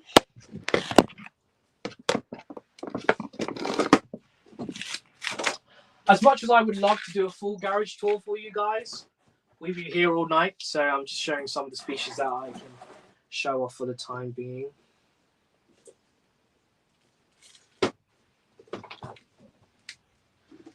Let's see, who else can I show off today? Don't know how well you guys are going to be able to see her, but this is one of my favorites and one paired in captivity. Hogna carolinensis, Carolina wolf spider. She's just down there in her burrow. This girl getting up in there in age. Had her well over a year now as a adult, so hopefully she's still Jeremy. got some kick left in her. Hello. Jeremy. Yes. Oz has just asked, are the harmonicons still going? So the harmonicons, I've only got one individual left, unfortunately. Mine died, didn't it? Yeah, yours passed, and I've got one grown on one now, which I believe is female. Bear with me. See if I can get it out. She's back here. It's a shame that mine died. I know. It's the one thing with harmonicon that you had to win a bet for that as well. I know. I'm sorry. Harmonicon are a pretty fragile genus in general, but I'm happy to say I've still got one, which I believe is female. Yeah, nice size. Really They're nice so size. fast as well, but their webbing is absolutely insanely beautiful. It's so thick. I mean, just look at the intricate webbing there. Just Beautiful. Yeah. Super. But yeah, I had a female, but again, this is several years ago. I couldn't find a male for love and money. This is a true spider that I would have again in my collection. I would have lots of these. They are absolutely stunning spiders. Good friend of mine in Europe, Clemens from Ectotherm Aesthetics, has bred these recently. He made a very good video of them as well, didn't he? His videography is just out of this world. It's so cinematic. I love him. He's so nice. But yeah, this specimen is nowhere near fully grown. She's probably going to double in size by the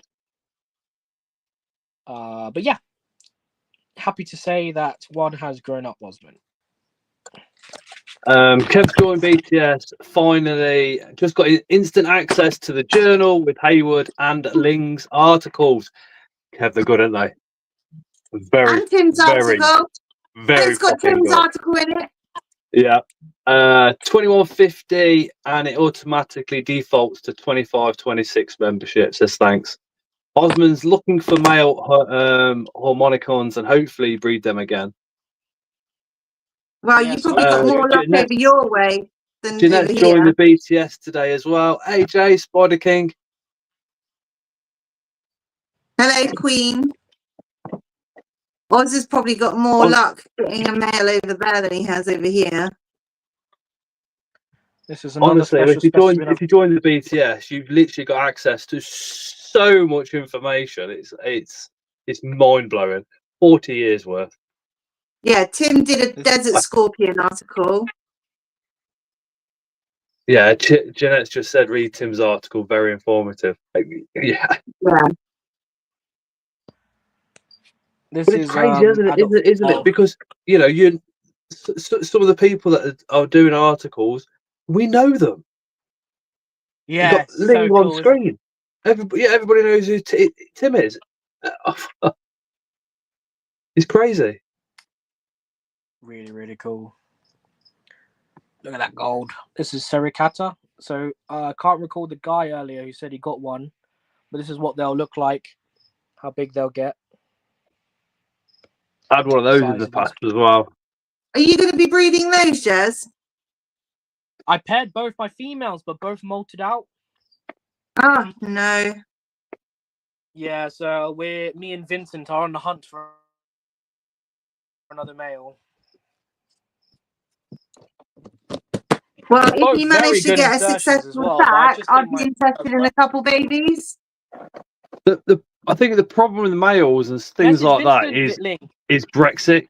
Brexit's literally strangled us with the true spiders. What did you just say, Jez? Yeah, we used to have access to them. I was just saying Vincent's got some. Has he? At the moment. Females, yeah. I'll have a chat with him. Message Vincent, he's got some. He's got his own breeding slings. What else can I show? I think that's mainly most of the height. Oh, I'll show one more thing. And it's my favorite, Froggy. Here. This is my chicken nugget. Oh my god. Such an odd looking thing. Oh no, Simon, take care. All of your frogs are so weird looking and transparent. Chris wants to see cheese stick as well. I like them. Oh, I've got 2 Pac-Mans now. This is Nugget, C.Nugget. Chicken nugget. I've got 1, 2, 3, 4. 4 now. 4. Got 2. And I've got up here my cornuta. So this is the Suriname horn frog, the Ceratophorus cornuta. And then down here is Ceratophorus cranwelli. So they're 2 different species, but this is obviously a morph. This is the mutant translucent morph. But yeah, so I got those 2. I would showcase the recent species that I just acquired literally yesterday, but it's in QT at the moment, so I don't want to disturb it too much. QT being quarantine. I just want to make sure little ones eat it. I don't think us as keepers talk about quarantine enough, you know. Especially in the invert hobby, you'd be surprised that, you know, when it comes to QTing in reptiles and amphibians, it's taken very seriously and done over a long period of time. But when it comes to the invertebrates, not much is talked about, especially with how wild caught we have. I mean, of course, that's a topic we can talk about in just a sec if you want. When I flip the camera back. Okay. We can talk about that if you want, dude. That'll be a fun topic to discuss. Yeah, because there's only been one fella that I personally know of that's been quarantining their stock for years. Oh, hello. Yeah. So this is who Chris was referring to as cheese stick. This is my Salamandra tetris, also known as the fire salamander.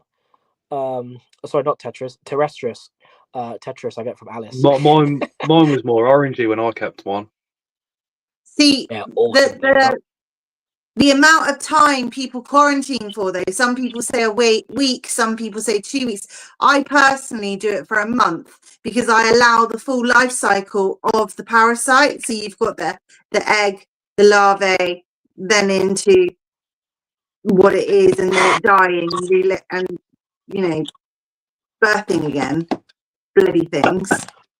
So I leave it a month minimum. Sometimes I go over a month just to see if anything does come out. You can't tell for just a week or 2 weeks. Yeah. And having chatted to Link several times, I just copy your advice. I will not have any spider going near my stuff. If it's too noisy, let me know. I'll turn it off. That's okay. I will not have any new spider go near my actual stuff for a month or more. Same as Osman. Osman won't do it either. He'll preferably wait for a molt. But then even sometimes, even if they do molt, sometimes you can still have issues occur after the molt. It's not fun going through a huge loss of numbers in your collection, put it that way. No. And once it's happened, you take precautions for everything. Sometimes it's not nematodes though. Sometimes it's just forward fly larvae, which is starting off small and it's not reached the full size larvae yet because they haven't fed enough. Nematodes is very, very difficult to see with the naked eye. It almost looks like glitter by the naked eye, but you do need a microscope to be able to see it. You can't just go, oh yeah, that's nematodes, because it could be forward fly larvae.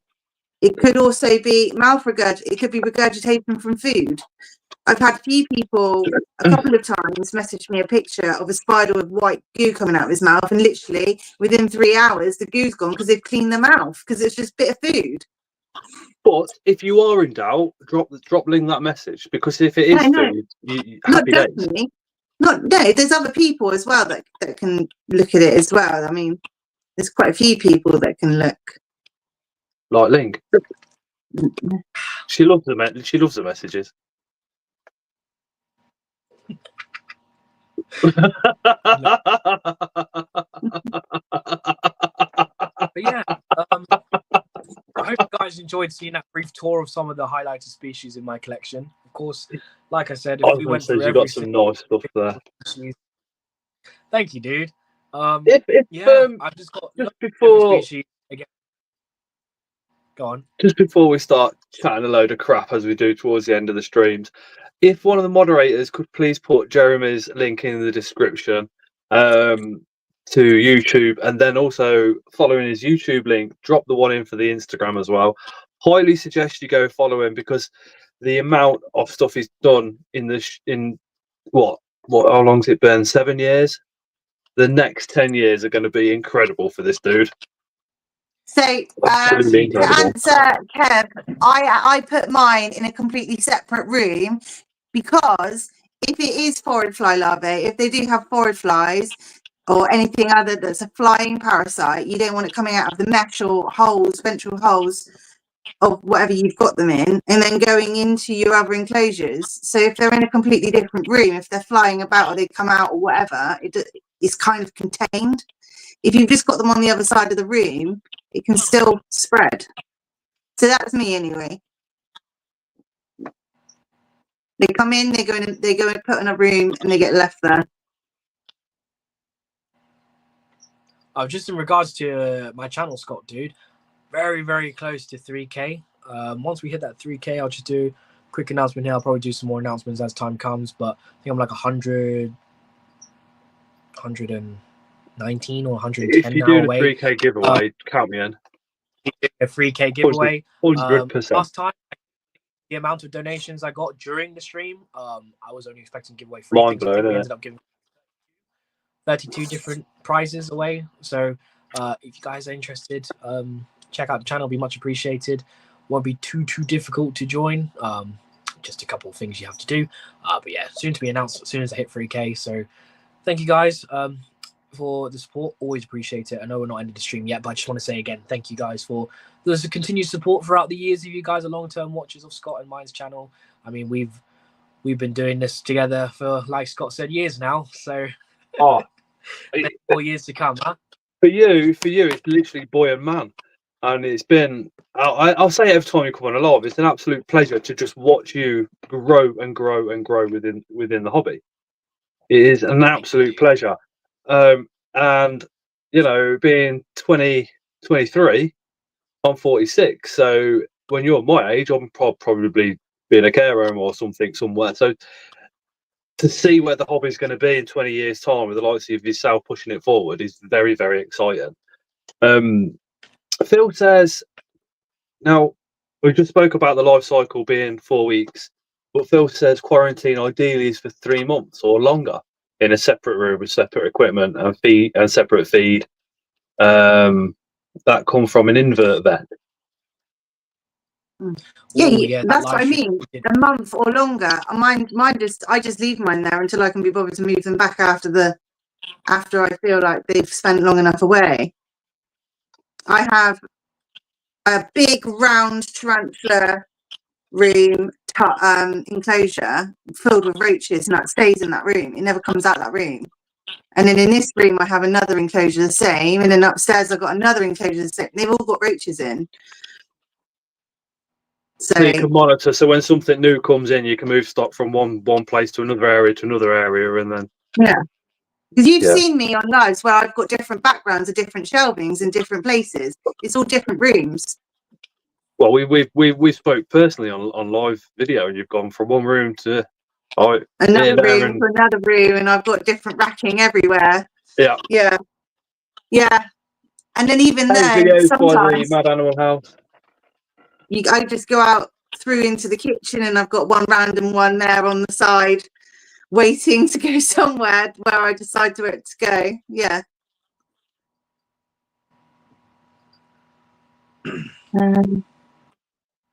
Because I think quarantine wasn't really brought to anybody's attention until the nematode outbreak. But prior to that, Rad, CFTN, quarantines anything he gets. So does Christoph. Rad and Christoph.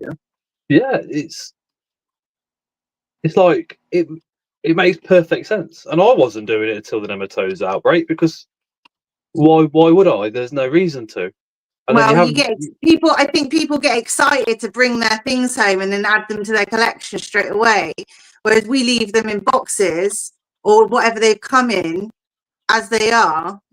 If they're in adequate tubs that's got plenty enough room, not in a small tub, we will transfer them into like a bra plast if we need to. People want to add them to their collection, so if they go and buy 10, they can add them, and then when they take the picture, it looks like there's more and all the rest of it. I get that. Yeah. No. But, I mean, I went out and bought a massive stack full of 5-litre bra plasts, and I think they were like £1 each. I just got stacks of them. They're all stacked up in a cupboard underneath my stairs.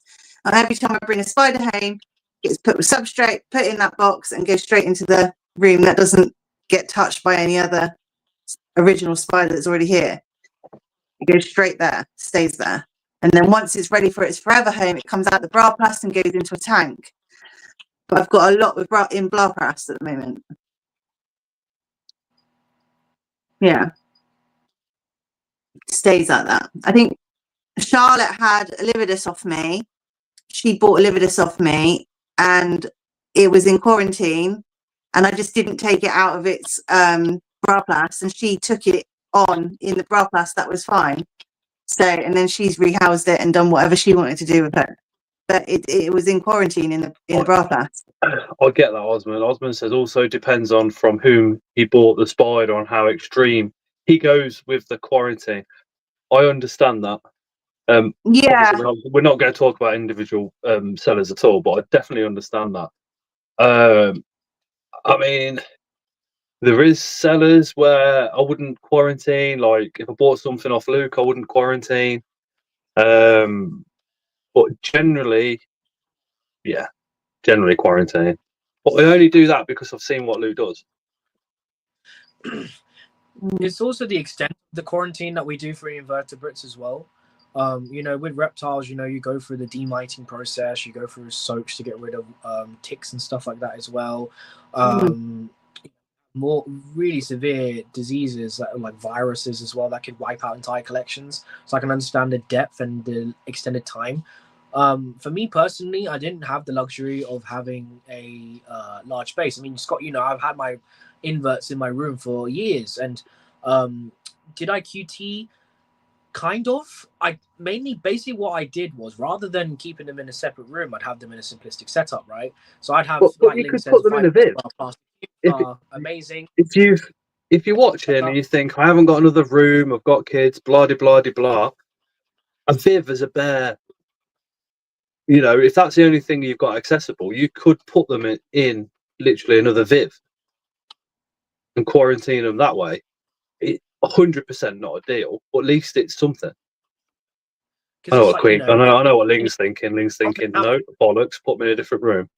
But if something happened, I've had animals in such an enclosed area in my bedroom. I was just thinking about. I was just thinking about people who like to who go to pet shops and they see a spider in there that's not looking too well, but they bring it home and they want to bring it back to life or try and recover it from whatever it's going through, not knowing why that spider is like it is, and doing everything in their spider room because it's where they do their spider stuff. You're bringing back something you don't know whether it's just lethargic, dehydrated, has parasites. You don't know what the hell is going on with the spider, but you bring it straight back to your spider room and you start telling everyone that you've got this spider that looks bad and you're trying to save it, blah blah blah. Okay, that's nice. It's good that you're doing that, but do it in a different room. Sorry, do you know the UFO snails? I've just watched one slowly go up the glass and he's just slid back down.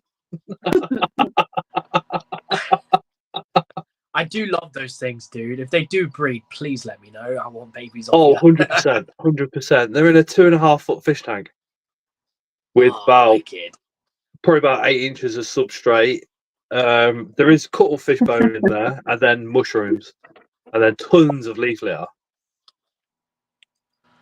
Yeah, they're a species I'd love to get. I've only put the cuttlefish bones in there as a. We'll see what happens with them. I wonder if they even touch them. I doubt it. But they'll eat they'll eat the mushrooms. But the cuttlefish is kept damp at all times as well. But yeah, his little antennae were like this, and it just cut back down the fucking glass. Oh, do like this. Yeah, well, they've had eggs previously, but I think they were left dry maybe because when I'd look at the eggs, it was just a casing, and they were like that shape with nothing in the middle. Was that a dried out type thing? Yeah, I think so. I mean, I'll put I don't know half a litre to a litre into that enclosure every couple of days. Oh, water. Mm. Wow. Well, they are in a 2 foot tank. That's quite spacious, isn't it? They're in 2 foot tank, and it's by the window, so it's the best place I could literally put them. So that. That's exciting. Fingers crossed you get them breeding, dude. I hope so. I'm only just going in the tank to put water in and put food in, and that's it. I'm not taking them out, showing the kids. Noah's seen them, and he went absolutely crazy about them. But I want to try and get them breeding. Yeah. Fingers crossed, dude. You got what? 6 individuals? 6, yeah. Good chance. Amazing What gift. species are they? Someone just asked what species they are. Dominican something, and they species name. I'd have to Google. Yeah, I know the common name is the UFOs, but they're like a plural something. I can have a quick Google. I'd have to have a quick Google. Let's have a look. Actually, I haven't even put a label on the enclosure yet either. Otherwise, that would have been easy, wouldn't it?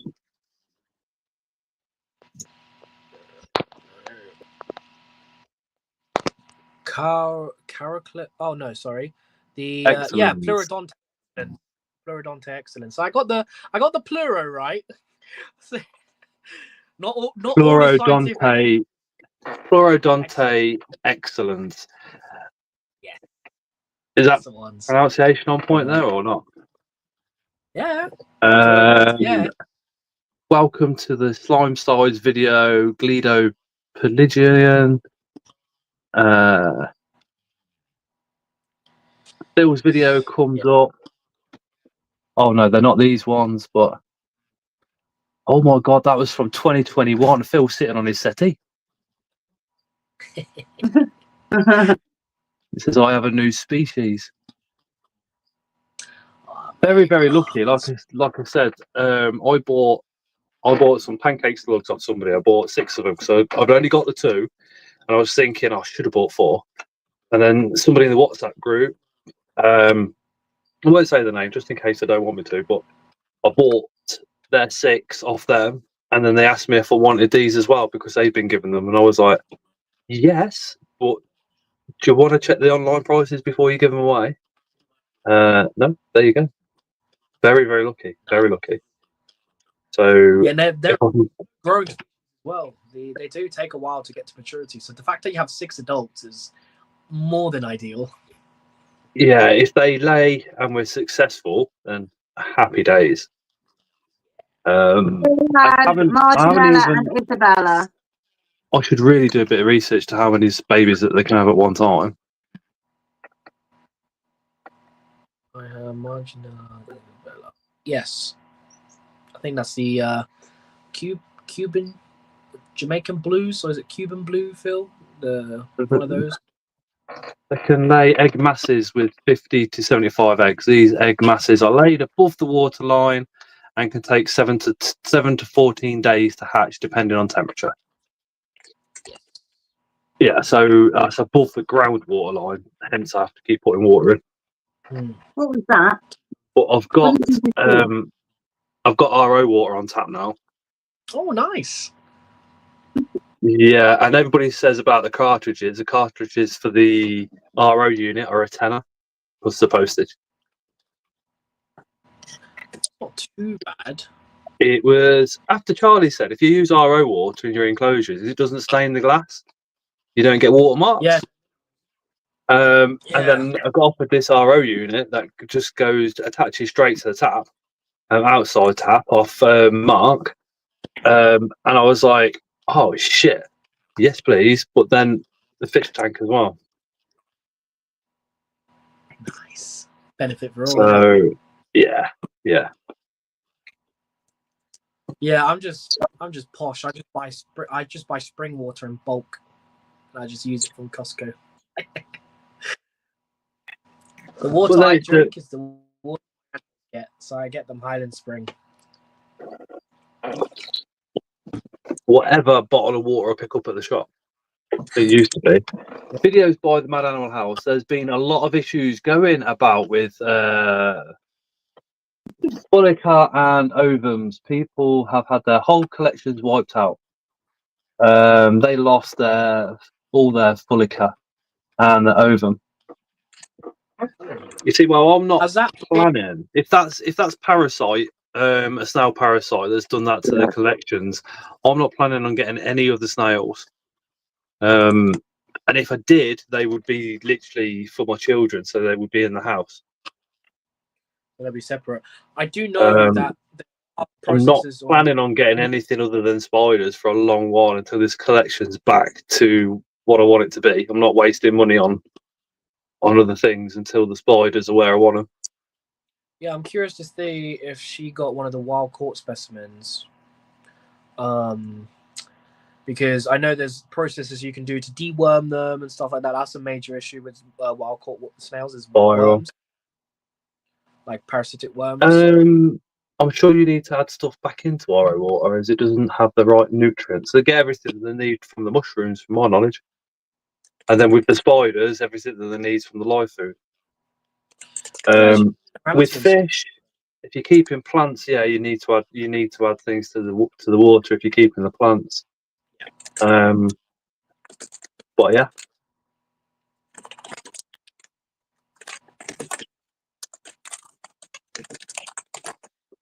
Yeah. I mean, do you think any animal relies on water for nutrients? Or a nutrient source, unless it's maybe a calcium from one of the calcilates, but yeah, I would have thought when animals drink water, any creature, it's purely for the H2O. Yeah, I know. Like, there's like salted areas where they'll drink the water and eat the salt crystals. For the And then salt. butterflies will also drink like the minerals and stuff in the rainforest too. But yeah, I'm not too sure. I know minerality does play a role in like arthropods, aquatic arthropods. So you need the minerals for, say, your caridina or neocaridina, more specifically. They like hard water, so those are your cherry shrimp. I know the cardinia, which are the some kind of shrimp, not cherry shrimp. Can't remember the name. But those like softer water, so RO is actually beneficial for them to reduce that pH. But you can still use RO and then just put the chemical in to increase the pH. Yeah, or just feed them like some type of root vegetable. I'll get the cardinia, all the vitamins and minerals they need for their exoskeletons. See, with the shrimps, I see a lot of shrimp tanks, and the glass is always pristine. I'll tell you what I do. I leave mine near the kitchen window, and I let two sides of the glass get the green algae, and the amount of that the shrimp eat is crazy, because that's what they Great eat. food. Yeah, they absolutely smash it off. And I supplement with like shrimp enhancement pellets, which help the colours and stuff like that. But I I used to just breed find the it. Bloody Mary. I just Cardina. yeah. I just find it more interesting with the algae and watching them take the algae. Just grazing at the biofilm, isn't it? Yeah. I used to breed the Bloody Mary line of the cherry shrimp, Neocaridina. Yeah. Those were so nice, blood red, super bright, and then selectively picking out the. Yeah, that's like where I guess I've always really been into the invertebrates, because I started in the aquatic side with breeding those, and then I moved on to the terrestrial stuff. See, my aquatic side was just like fish and eels and never really. Hey, nature's instinct. Never really delved into the invert side when I was fish keeper. Oh no. I did enjoy the Caridina, but I was the two nano tanks, so I was like, oh, I want Bloody Marys. I mean, some of the tanks that I've seen, and some of the tanks my friends have still got, like literally small swimming pools in their houses and stuff, and they're all the same.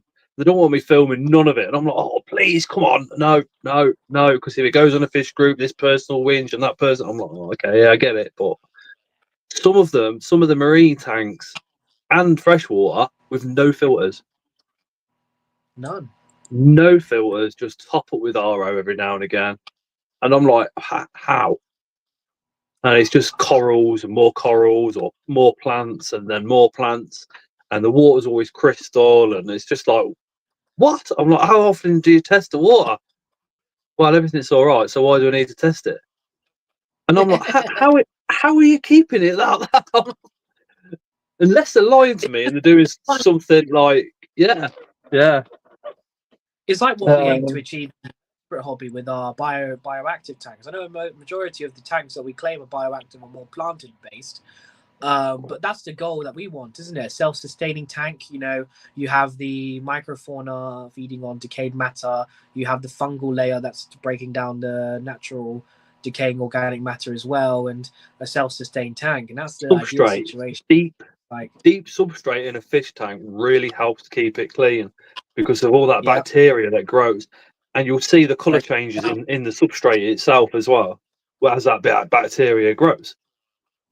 I've got a pain bacteria. I've got the cyanobacteria at the moment growing in my tank, so I think I need to start dimming down the lights for a bit and get rid of that. I bought one of those really strong LEDs to help with the plants, and as a result, I've had blue-green algae start building. What, UV on it? UV filter? Yeah, I do need to get one of those. That might help. I need to. I've not changed my filter for donkey's years. I'm pretty sure I've had the same house. My shrimp tank, it's literally got the world's smallest air sponge filter, or sponge filter, on this. Literally, it blows bubbles every couple of seconds, and it's just enough at the moment. I think if I added any more, or now we've got the little babies floating around, I might have to upgrade it or turn up the air on it just to get a bit of a better flow. especially as they get a bit bigger, just for the waste. Oh yeah, and that's your shrimp tank. Yeah, it's in the kitchen.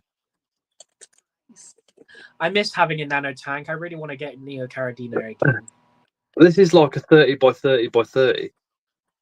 Just a little cube, yeah. Oh, I miss it. Fucking brilliant. I got duckweed floating about on the top, so the shrimp go hang upside down off the duckweed and munch a bit of food off the roots. And this time of year, that duckweed, fuck, it can double in size overnight. And yeah, I have to take out every week. I'm taking duckweed out. Yeah, but it helps the tank so much. Again, with the filtration of it, obviously, but it's just when it's upside when you see the duckweed on the top and you're looking at it here and you see the roots and the shrimp are underneath, you got a little bit of algae on that back window, then the sunlight's just coming in a little bit. I'm like, I'm in a different country, in a different world. I am. So cool. I'm literally like, what? Yeah, I'm away with the fairies staring at that stuff.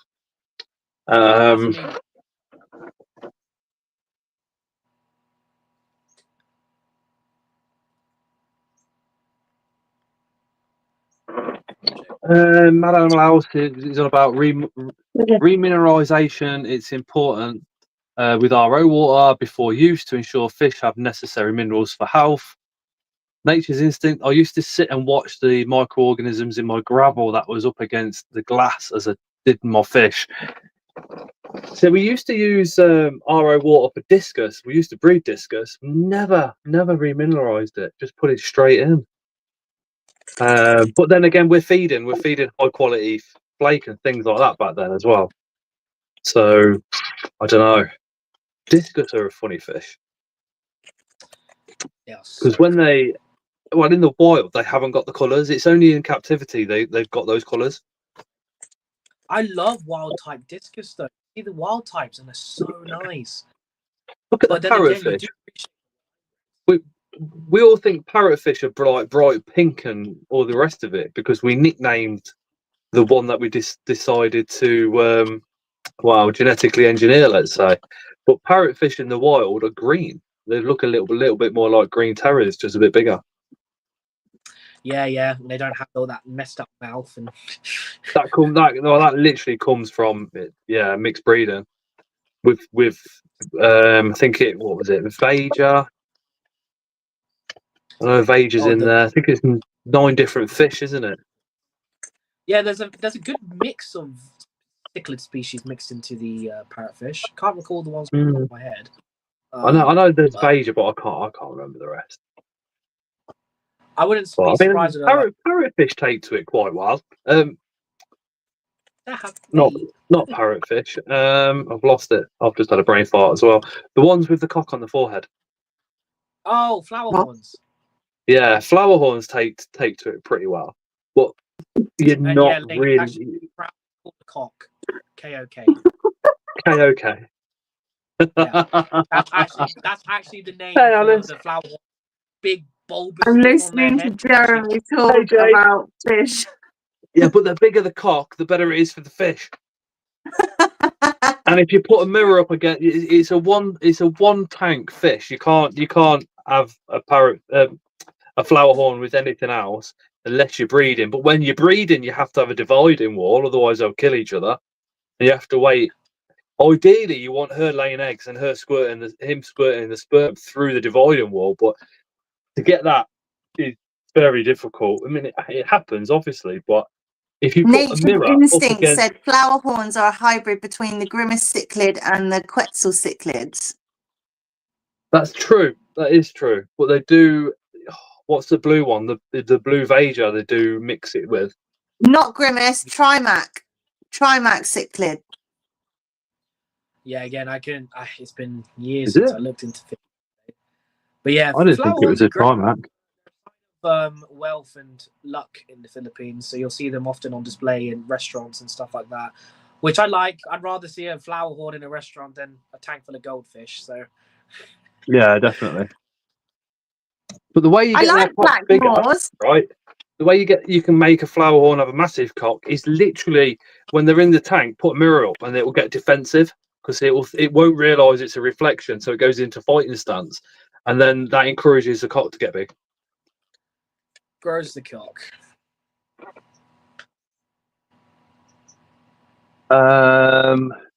We've got flower horn cichlids are hybrid fish, primarily from Central America. Exact genetic makeup is not fully known.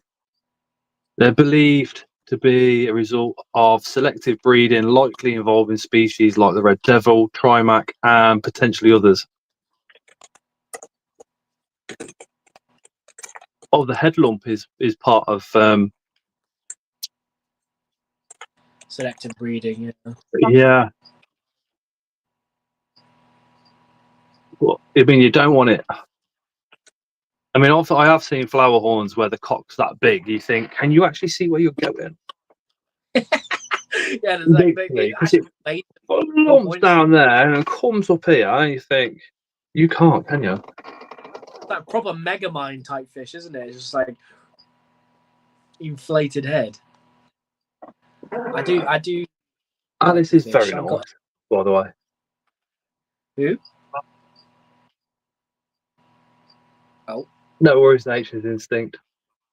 No, Bart's taking the mickey out of Alice. Oh. We're doing invert dating, match.com.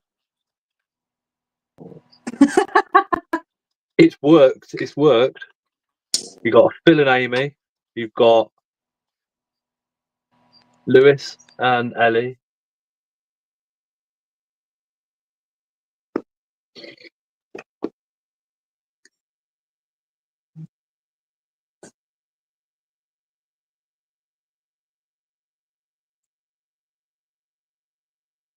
Jeremy froze.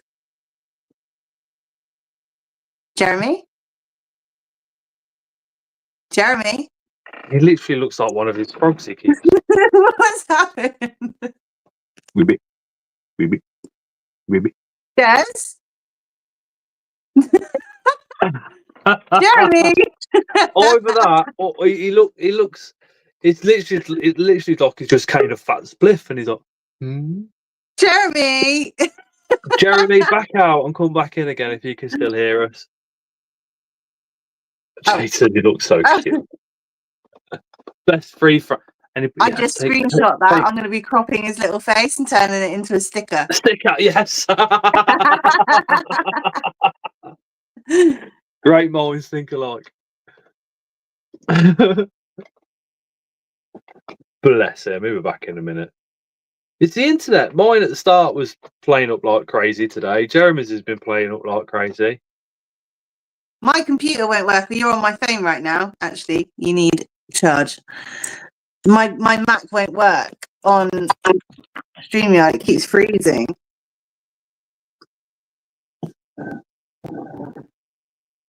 I'm talking on YouTube on the Mac, but I can't run StreamYard off of it. It keeps freezing me out. I can't do anything on my laptop is literally just for having YouTube on now. Mine's old. I'm giving it to Chris. Chris is going to clean it and fix it. I can't edit videos on there, so yeah, that's one of the main reasons I do stuff on my phone, but still. Charlie G in the house. Hello, Charlie. Alice says, please send me the picture link. I'll turn it into a top. Oh, imagine. This is going to be amazing. Alice, WhatsApp me. Get my number off Chris. Take you to McDonald's for a Zippo candlelit Big Mac. Chris, give Alice my number. Chris is in the WhatsApp app, isn't he? WhatsApp chat. Yeah. Yeah, Chris, give Alice my number.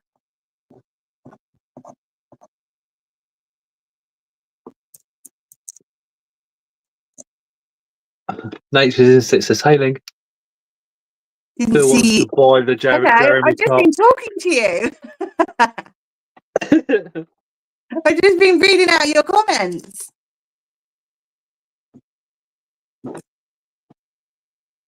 Oh, Jeremy, your come back. internet, Jeremy. Jeremy, you need to get like a dongle or something in your garage, or like an extender or something. I think he's got a dongle extender, but I don't think it's one for the internet. Jeremy, if you rejoin, just turn your camera, leave your camera off if you like. That might help. Oh, is that what the problem is? Having his camera on? Oh, yeah, it was earlier. And also, McDonald's Day is upgrade to my birthday trip to the tip. Chris, you fucking did To the not. tip? Did you? You can You buy did things from the not. tip. You did not take Alice to the tip on a fucking birthday. Yeah, but you can buy things from the tip. Like my son took like a dump run to the tip and came back with a whole gym set. Yeah, but not on your People just birthday. throw away You stuff wouldn't because they go, can't be bothered to sell it. what would you do if someone took you to, oh, Ling, we're going to go out for your birthday. We're just going to take you down the tip. I don't care. It wouldn't bother me. I don't celebrate my birthday. We don't talk about my birthday when it happens. It's not even on Facebook for people to say happy birthday. Is it the whole age thing or just bad memories? I haven't got any bad memories. I don't have any memories.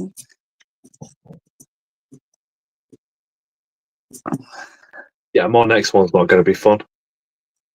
I do have memories now. I had a really good birthday last year. Really, really, really nice birthday last year. I had a spa day. I had big hamper. I got sushi. I got flour. I got bloody loads. That was like a really nice birthday. I got Happy spoiled. birthday, Alice. Spin this for me. Jalapabelle in the bin. Videos by the Mad Animal House. I turned 30 in a few weeks. Still a baby. What? That's such a baby number. People who go, oh my God, I'm going to be 30. Like, I'd love to be 30. I'd love to be turning 30. Stop moaning. God, my bloody internet today has just been Yeah, really... that was 30 for me was 16 years ago. Imagine being 30 again, Scott. It'd be so nice, wouldn't it? Oh, I don't know. 30, I was. Yeah, it would actually. Yeah. I had long blonde hair. I had I had the 8-pack. I was benching 160 kg like it was nothing. It's a nice age. I hope Tara's being not 30 watching, was. but fucking had that many women. And now we're haggard and old. 23. Trying to sort our life back out. I don't mind getting old though. I'm not. It doesn't really. My belly suits me, frustrates me more than getting old. Yeah, but when you're getting older, your metabolism slows down, so it's harder to do it. When you're 30, it's like, bosh, off it goes. Look how great we look. And I was addictive. I was blonde. I had long blonde hair, literally halfway down my back.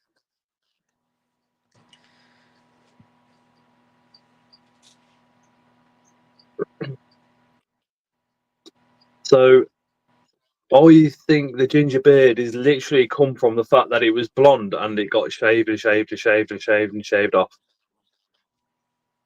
But I had long blonde hair up until I was probably about 30 till I shaved it off, and then when it grew back a bit darker.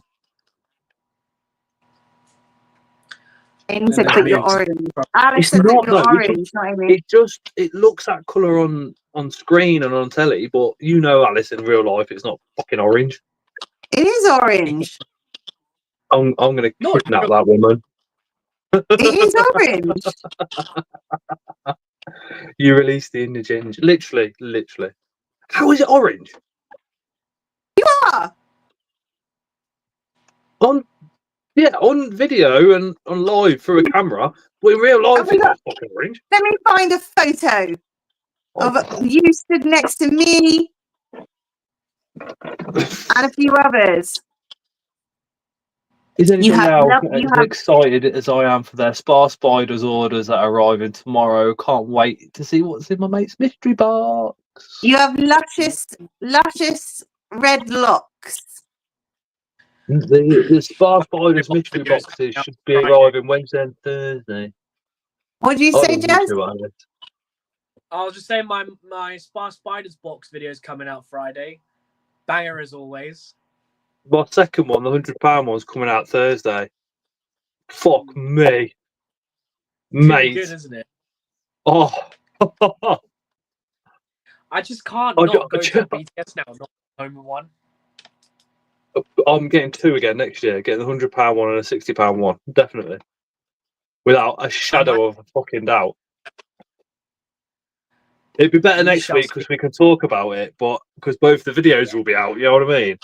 But yeah, a lot of the £30 one mystery boxes were different to one another. A lot of the £60 ones were different to each other. A lot of the £100 ones are obviously different to each other. Then the golden tickets.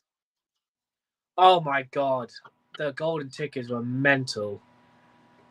Gutted I didn't get one, but it was cool to see what people were getting out of them. Absolutely mental. Nature's Instinct, the 60 quid one was mint, Scott. Oh, just wait till you see this £100 one. I was just like, I do a voiceover and I shouldn't have done a voiceover on it. I should have done it live reaction because I was literally like, are you fucking kidding me? As I'm opening the box, literally swearing, going, what the fuck? Phil didn't get one this year. He spent all of his on isopods. Phil, you missed out big time.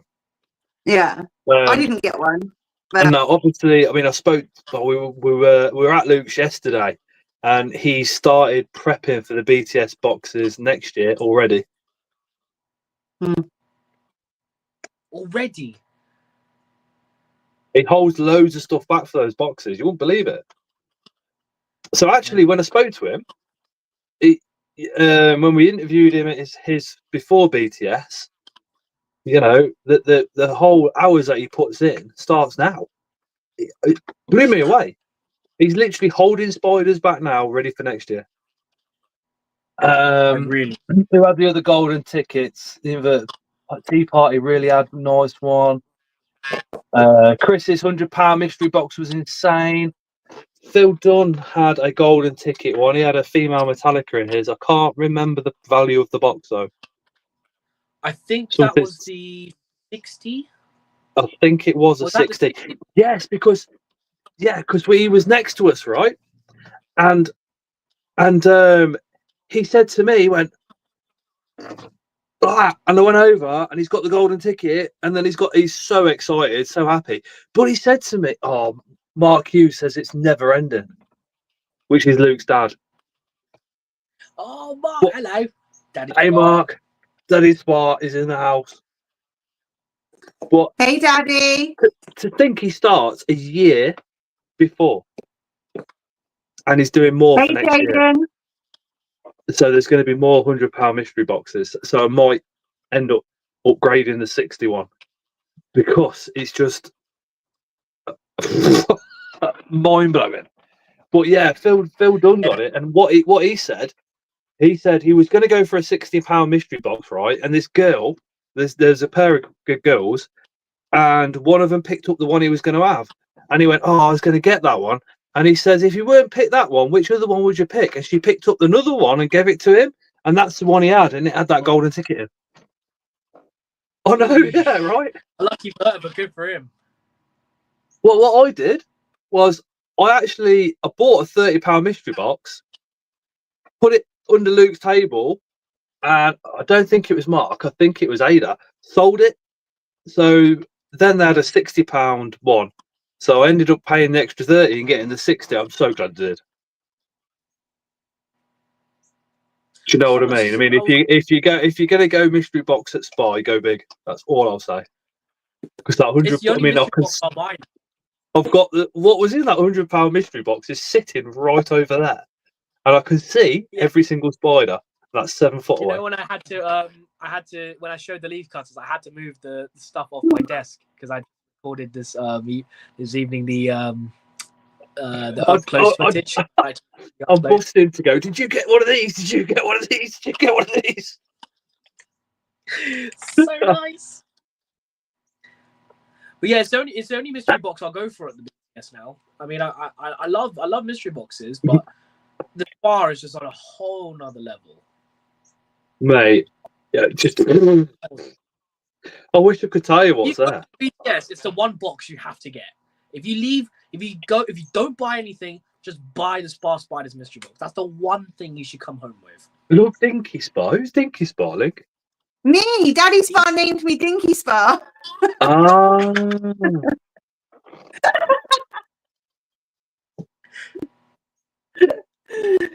I think he called me Dinky Spa at Capital Show outside. No, it wasn't. It was Barnsley. Nature's Instinct. Get to BTS next year because Daddy Spa's watching, isn't he? Because Luke's taking more boxes than he did this year, and might have convinced him to put extra £100 ones in. Next year, Daddy Spa's literally going to turn to voodoo to get rid of me, isn't he? Hey, Jaden. I'm going to try my very best to get to as many shows next year, but next year's dissertation year, so I'm going to be busy with work. But the main show I'm definitely going to try my hardest to get to is BTS because it's the biggest. It's one of the best. And you get the Spar Spiders boxes. If it's one show I'm going to next year, it's definitely BTS. Luke said to me, he said, would you mind working the stand at BTS? This is like January or February time, doing the mystery boxes. And I went, yeah. And I thought, wicked. 2-3 hours, chilling with next to Daddy Spa and all the rest of them. They were sold out within about 45 minutes. The £100 mystery boxes just went. Flew. I'd say in about 20-25 minutes, gone. That was like the main thing. I was like, I'm very happy. I wanted. Yeah, Jaden missed out. They were all gone. I was like, there's no way I'm not going home with one. I'll buy one regardless. But yeah, next year I didn't get one this year. I might get 2 next year. I'm going to do the 2 next year. I think so. Had I not bought my Chiliense, I would have probably gotten another one. Oh, you bought a H-Lenses? And I don't think an adult. Nice. I sold one to. Tara's got one now. Tara's got one here from Luke. I sold one to Vincent. Oh, the Juvie, the grown-on one. Yeah. It molted recently. Yeah, it was due a molt. I said to him it was due a molt. Yeah, I sold one to Vincent. You got the Scottish show, Jeremy? Did he sex it? I am hoping to get to the Glasgow show this year. I did say to Luke, we're going up, but my family are now saying that they want to go on holiday early August. So if we go away, obviously I won't have funds for Glasgow this year. But if I don't go away in August, then I'll be definitely. Have you decided on Bournemouth? Bournemouth, yeah, I'll be there. I'll be helping out Chris and Alice if they're still around on their table. Bournemouth is definitely a no-go for me. 2.5 hours, and then just financially, I'm financially on my arse after London and BTS. Oh, I told Chris, I was like, there's no way I could afford it. And I was like, fine, I'll go. Well, plus, it's like, I've not been to this show, so it'll be a different perspective. I do love going to new venues and checking it out. If I went to the Bournemouth one, then I'd have nothing for Wigan at all. Oh, yeah, Wigan. And there's not much there for Wigan. But I'm not as fussed as what I normally am because we had such a good time at the London show, such a good time at BTS. Literally, it's Bournemouth then Wigan, a week apart. It's so close. That's the thing with the shows, there's so many now. Just go to all the invert shows UK ones. They're the best.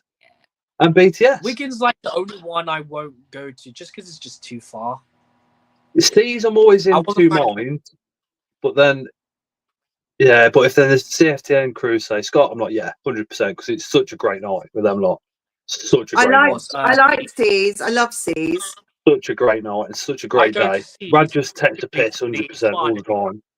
I love the venue. I love the night before. Although Jeremy did save me the morning after it seized, didn't you, Jeremy? You saved me so bad. Oh my god, this girl was walking the corridor looking like a zombie. Like, Jeremy, please help. I was so pissed. I was so drunk. Sees BTS and every invert show you can get to. I use the sauna, I use the pool, a hot tub, and I'm happy. I missed out on my massage this year by 10 Thing minutes. is, you guys went bed. Birthday on Wigger. He's Thursday. You guys went bed, and we stayed up until 5 in the morning. And then at 7 in the morning, I was roaming the corridors going. I was so drunk. Yeah, literally on like oh yeah, of course. Phil's Middlehall show as well. 100% going to that one. That is the only show I'm trading at this year. I've got all about that. I said to myself I was not going to trade any shows this year because of uni dedications. But I said to myself, there's one show I have to do is Mildenhall. I don't think any of us go to buy anything at that one. We literally go because it's the only show where we can all just stand chatting and have a social meetup for the whole show. I buy stuff. Yeah, I do, but it's not priority. The priority is because myself and Ling do like all the media for the invert shows. There's a lot of pressure when you're at the show. Yeah. Yeah. Now so with Middlehall, there's no pressure. So yeah, it's cool. I wanted to come up to Mildenhall this year because Chris has got his table again. So you are coming up again. Well, Halloween night is the night before, isn't it? Yeah. Yeah. So we've got to take the kids trick or treating the night before. Yeah. Just get them back for like 8:30 and then fucking get your ass down here. Might do. Well, I should do really because we've got a table. Mm-hmm. Last year I just left Chris to it on his own. Sparks by the show now. I get brought afternoon tea. I mean, it's a great show. Middlehall needs to happen twice a year. November's too far away, says Alice. I know. Chris says I've got so much out of that show. Trader list is going to be coming out soon. Yeah. I left Chris to it last year on his own to do the table, and you put his bloody back out. That was his fault. He thought it was a good idea to pick me him. Up. He had helpers and all sorts last year. He had what? Free reign. Helpers and all sorts last year. Wow. I think everybody went and stood with Chris. Yeah. When he put his back out and broke him.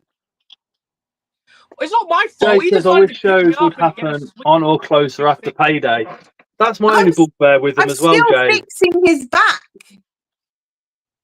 Well, that's his problem. Charlotte's going to every show. He knows I'm chunky. Phil's mum's been thinking about a second Middlehall show. Jade says, I wish shows would happen on or closer after payday. The prices would be really expensive because everybody wants to book the venues after payday. So if Lee and the team book them when they do, it's then £6. Does anyone want to move to Cornwall and swap houses with me? Yeah, no, I don't want to live in the middle of nowhere. I'm quite happy where I am, thank you. I'm right, Jade. I mean, seriously, as soon as I get paid, I have to phone the wife and say how much are the bills and send her the money. For what? She says it's easier to spend money before the bills get paid. It's easier. Yeah, indeed. But I'm like, I just send it straight to the wife, like whatever the figure is. Like, there you go. So yeah, we've been in a situation in the past. That was because of spiders as well. I'm pretty good with finances. I'm not. And now that we've started the website and all, I'm like, my accounting head is like zoned right in, back into it. Renewing my, well, checking up on my license with AAT and everything. Right. Getting everything ready. Check. Are you going to be an officer? Officer? For what? For the company? An officer? An officer. What do you mean? Officers are normally the people that own it. Director? Not on company house. Normally it's officer. No, it's a managing director. Or, well, yeah, you can have an MD, but yeah, officers are the ones that normally own it. With the limited company, it's managing directors and then there's the shareholders. Because we went limited company. We didn't go sole trader, we went straight to limited. It's much better for us. Well, yeah, because you can pay yourselves minimum wage and take a dividend 3 times a year. I do all of the admin and accounting. Even though he calls me a broken calculator. You are a broken calculator. When you worked in an accountancy, who did you message to sort yourself out?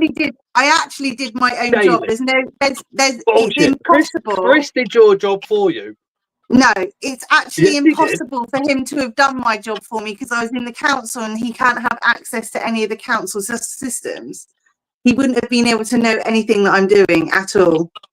Your last accountancy job? No, I was an office manager and I used to make him add up stuff for me really quickly whilst I was on the phone to him. Because I'd be like doing a project tender or something and I'd be like, quick, what's this? Videos, Animal House. I've got a note on my phone to keep track of my bills and shit. I can't. The ADHD and me and bills are just a bad idea. Hence, the wife just deals with that shit. Otherwise, I'll have the money there and not pay the bill. And then I'll get paid the second time a month later. And I'll still won't pay the first bill, but I've still got the money for it. And then it's too long. I've got ADHD. And then I just get overwhelmed by the fact that all these bills cost so much fucking money. I'd rather just go send it once, done. And sometimes I'm diagnosed with ADHD and I've got everything like in order.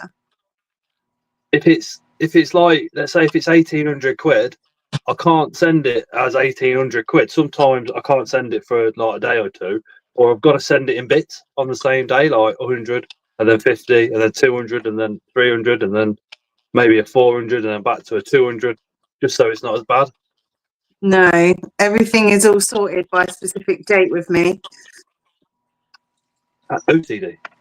That's like, that just proves how diagnosed ADHD can differ so much, isn't it? Because I literally hone in on certain things, but other things will never get done. I've got a door frame that I've got half of it sanded back, ready to be primered, and the other half is still painted, and it's been like that for about 5 years. But bills they make me feel sick. I can't. I was the same when I lived on my own. I was the same. I don't know how I managed to do it when I was on my own. I like math and I like science. Science and math I like.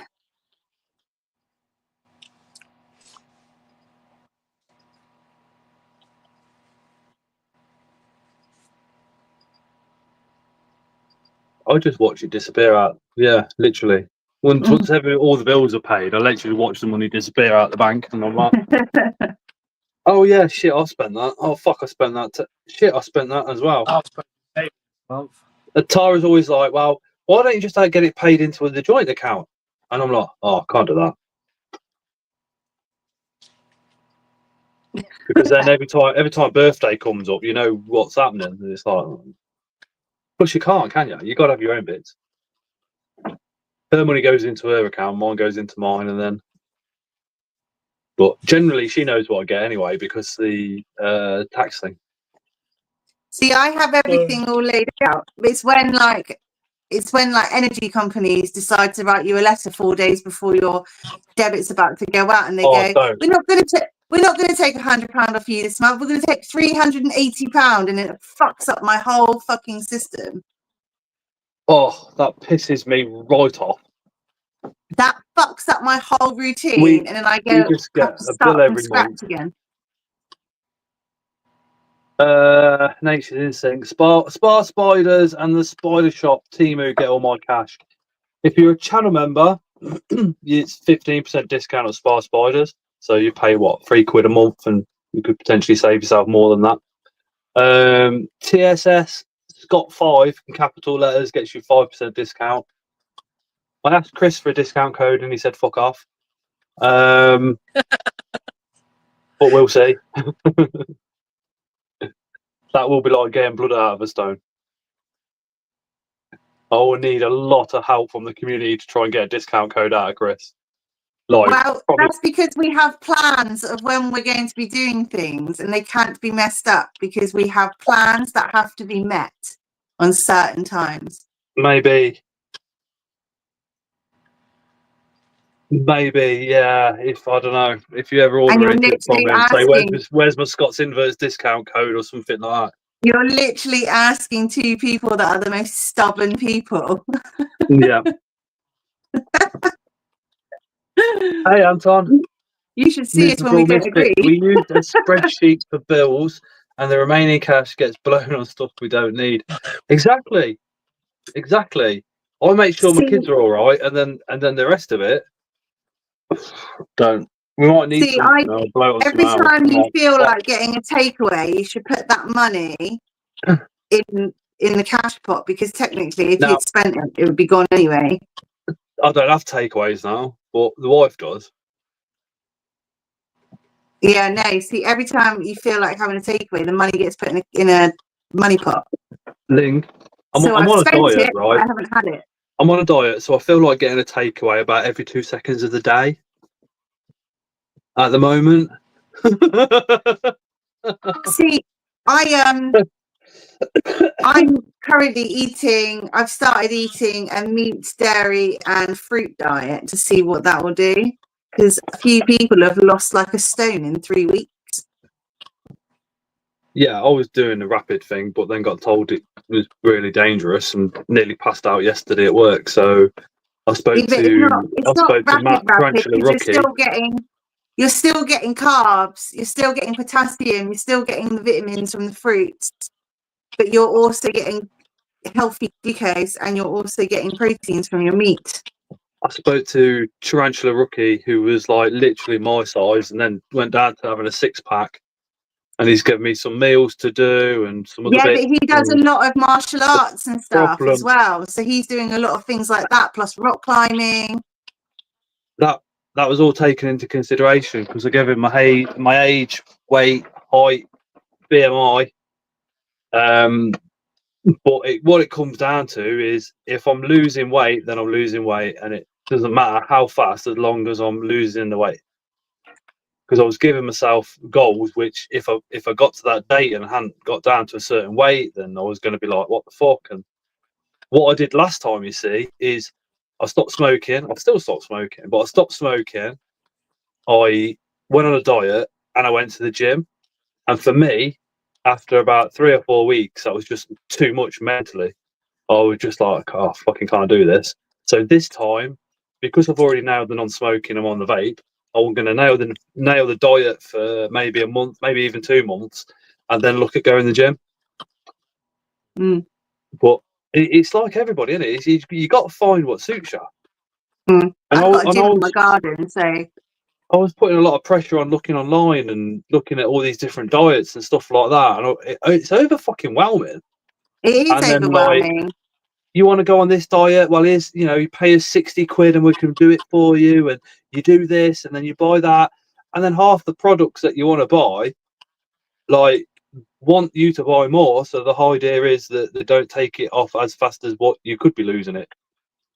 But the problem I had was not eating at all, then eating one dinner that was a quarter of the size of the food portions that I used to eat. And then that's why I nearly collapsed on Monday. Whereas, because my body's probably used to having about 3,500 to 4,000 calories a day. Yeah. But you can't shock your body like that. I thought I could because I didn't ask anybody. Can't shock your body like that. I've got a shed in my garden. Aside from the outhouse and the other shed, I've got another shed, and we've put a gym. We've put a squat rack in there. We've got bench in there. We've got dumbbells in there. I go out there. I go in the garden. And my eldest son uses it in the garden. We go out there, so it's sheltered if it's raining. We've got a long mirror in there. We've got Alexa out there, so we can listen to tunes.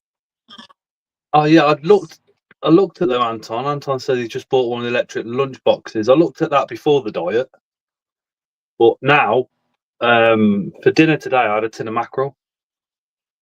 Those electric lunch boxes are good. Whereas- Rag uses those all the time. They can plug into your van, your car.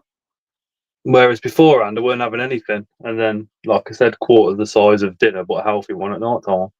But I weren't getting the carbs and fats and stuff like that either. I weren't doing it properly. It takes time. You'll add weight before you start seeing you lose it. So your body will bloat, and then it will start going off you. Oh, bloating this week, you're fucking right there. That has been such an issue. Bloating and Such farting. an issue. Bloating, and then my stomach feeling like jelly, like a Yeah. just really weird all the time. But the recipes Matt gave me, I did one of them tonight, the Korean mince and rice, and I still feel full now from probably 6:30, which the stuff I was doing this time of night, I was thinking, I'm fucking starving, my stomach's rumbling, but I'm eating like proper portion sizes again, which I think is where I was going wrong as well. Because like you were saying, that comes down to your vitamins and your minerals and all the rest of it, which I just stopped taking. See, I feel quite lucky because when I do get back to when I have a break from the gym, I'll break for like 6, 7, 8 months. And then when I go back, I've still got muscle memory. So it just comes off me again. Anton says the juice is bad for him. I kind of stopped drinking, nearly 18 stone. But you're a tall lad. I mean, I'm only like, well, I say only. I like to say I'm 5'11", but I'm 5'10", 16. How tall is Anton? Stone. How tall is Anton? He's shorter than Chris. Chris Haylart did Swimming World years ago, lost over 3 stone in 2 months. See, that's dangerous, man. Cinnamon World meals are expensive. Yeah, but then when you lost all of that weight in 2 months, when you started eating again, like small amounts of whatever, I'm 5'9". it gets put back on again because it's not a consistent thing. He's 5'9", Anton. I thought he was like 6'3" or something. He's a lot smaller than Chris because when Chris was there and Chris was playing with the snakes, he was a lot shorter. I didn't think he was that tall. You're taller than me, but you're not that. I didn't think so. I mean, I bought Scott, Slim Fast as well. Is it all good if I shoot off for tonight? I'm Yeah. That's a good point. I've got an appointment tomorrow at the hospital, so No, it's probably a good call to end the live actually. Just used to go full gym, set up in spare room. It was great for drying clothes, but the thing is, I never did was convert it into my spider room. I used to do bodybuilding, so I was minutive, and every time I go back to the gym, my arms tend to swell up, and everybody thinks I'm back on steroids again. So yeah, see, it whacked straight on quicker than he lost it because it's not a consistent diet. It's not very good. What I'll send you some recipes that are mine that I use, and they're really tasty, but they won't put weight on. That Korean mince I did tonight, oh my word.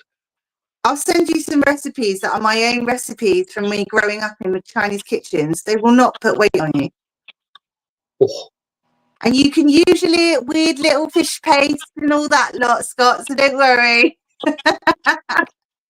I did like not last night, yesterday. I did like cold water prawns with chili, and some other bits. Soy sauce went into it, and it was like on a bed of this Cuban rice, whatever the fuck that is, but it was nice. And then it was on lettuce, avocado, cucumber, a couple of onions, and that. That was all right, but the Korean mince with the ginger and the brown sugar and that, Fuck me. That was banging. Absolutely banging. Smoothies are full of sugar though, Anton. Full of sugar. And acidities that will fuck up the enamel in your teeth. Anyway, before we get conversationed up for another hour, I am going to end the live. It's been, again, for me as a host this evening, has been absolutely fantastic because Jizza Jazz has been on. So thank you very much, Jeremy, and thank you for showing us bits and bobs and of your collection. And again, Jeremy's Wild World is on YouTube, is on Instagram, also a Facebook page. So please go give him a follow. Again, he's not having a table until he's finished his uni, but follow him because, you know, as soon as he starts reselling and doing all the rest of it, it's going to be something very interesting for everybody to look at. Yeah, those true spiders. Oh, as Jeremy said at the start, very adaptable, all multicolours, every kind of pattern you can think of, and another area of our hobby to go and explore. One that you need to go straight into, honestly.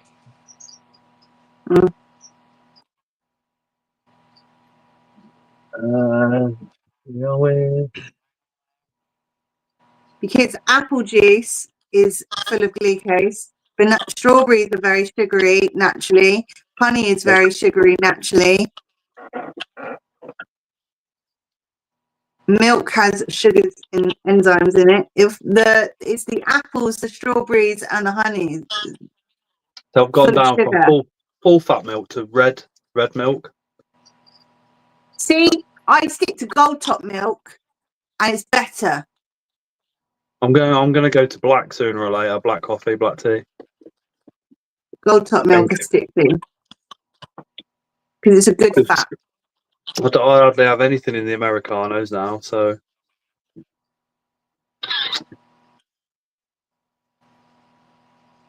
Fuck it, beats Greg's. Does beat a Greg's. It does beat a Greg's, but just watch the enamel on your teeth. Yeah, that's right though. Again, it's whatever suits you, innit? I suppose whatever if it works for one, might not work for somebody else, but if it works for you, happy fucking days. Yeah.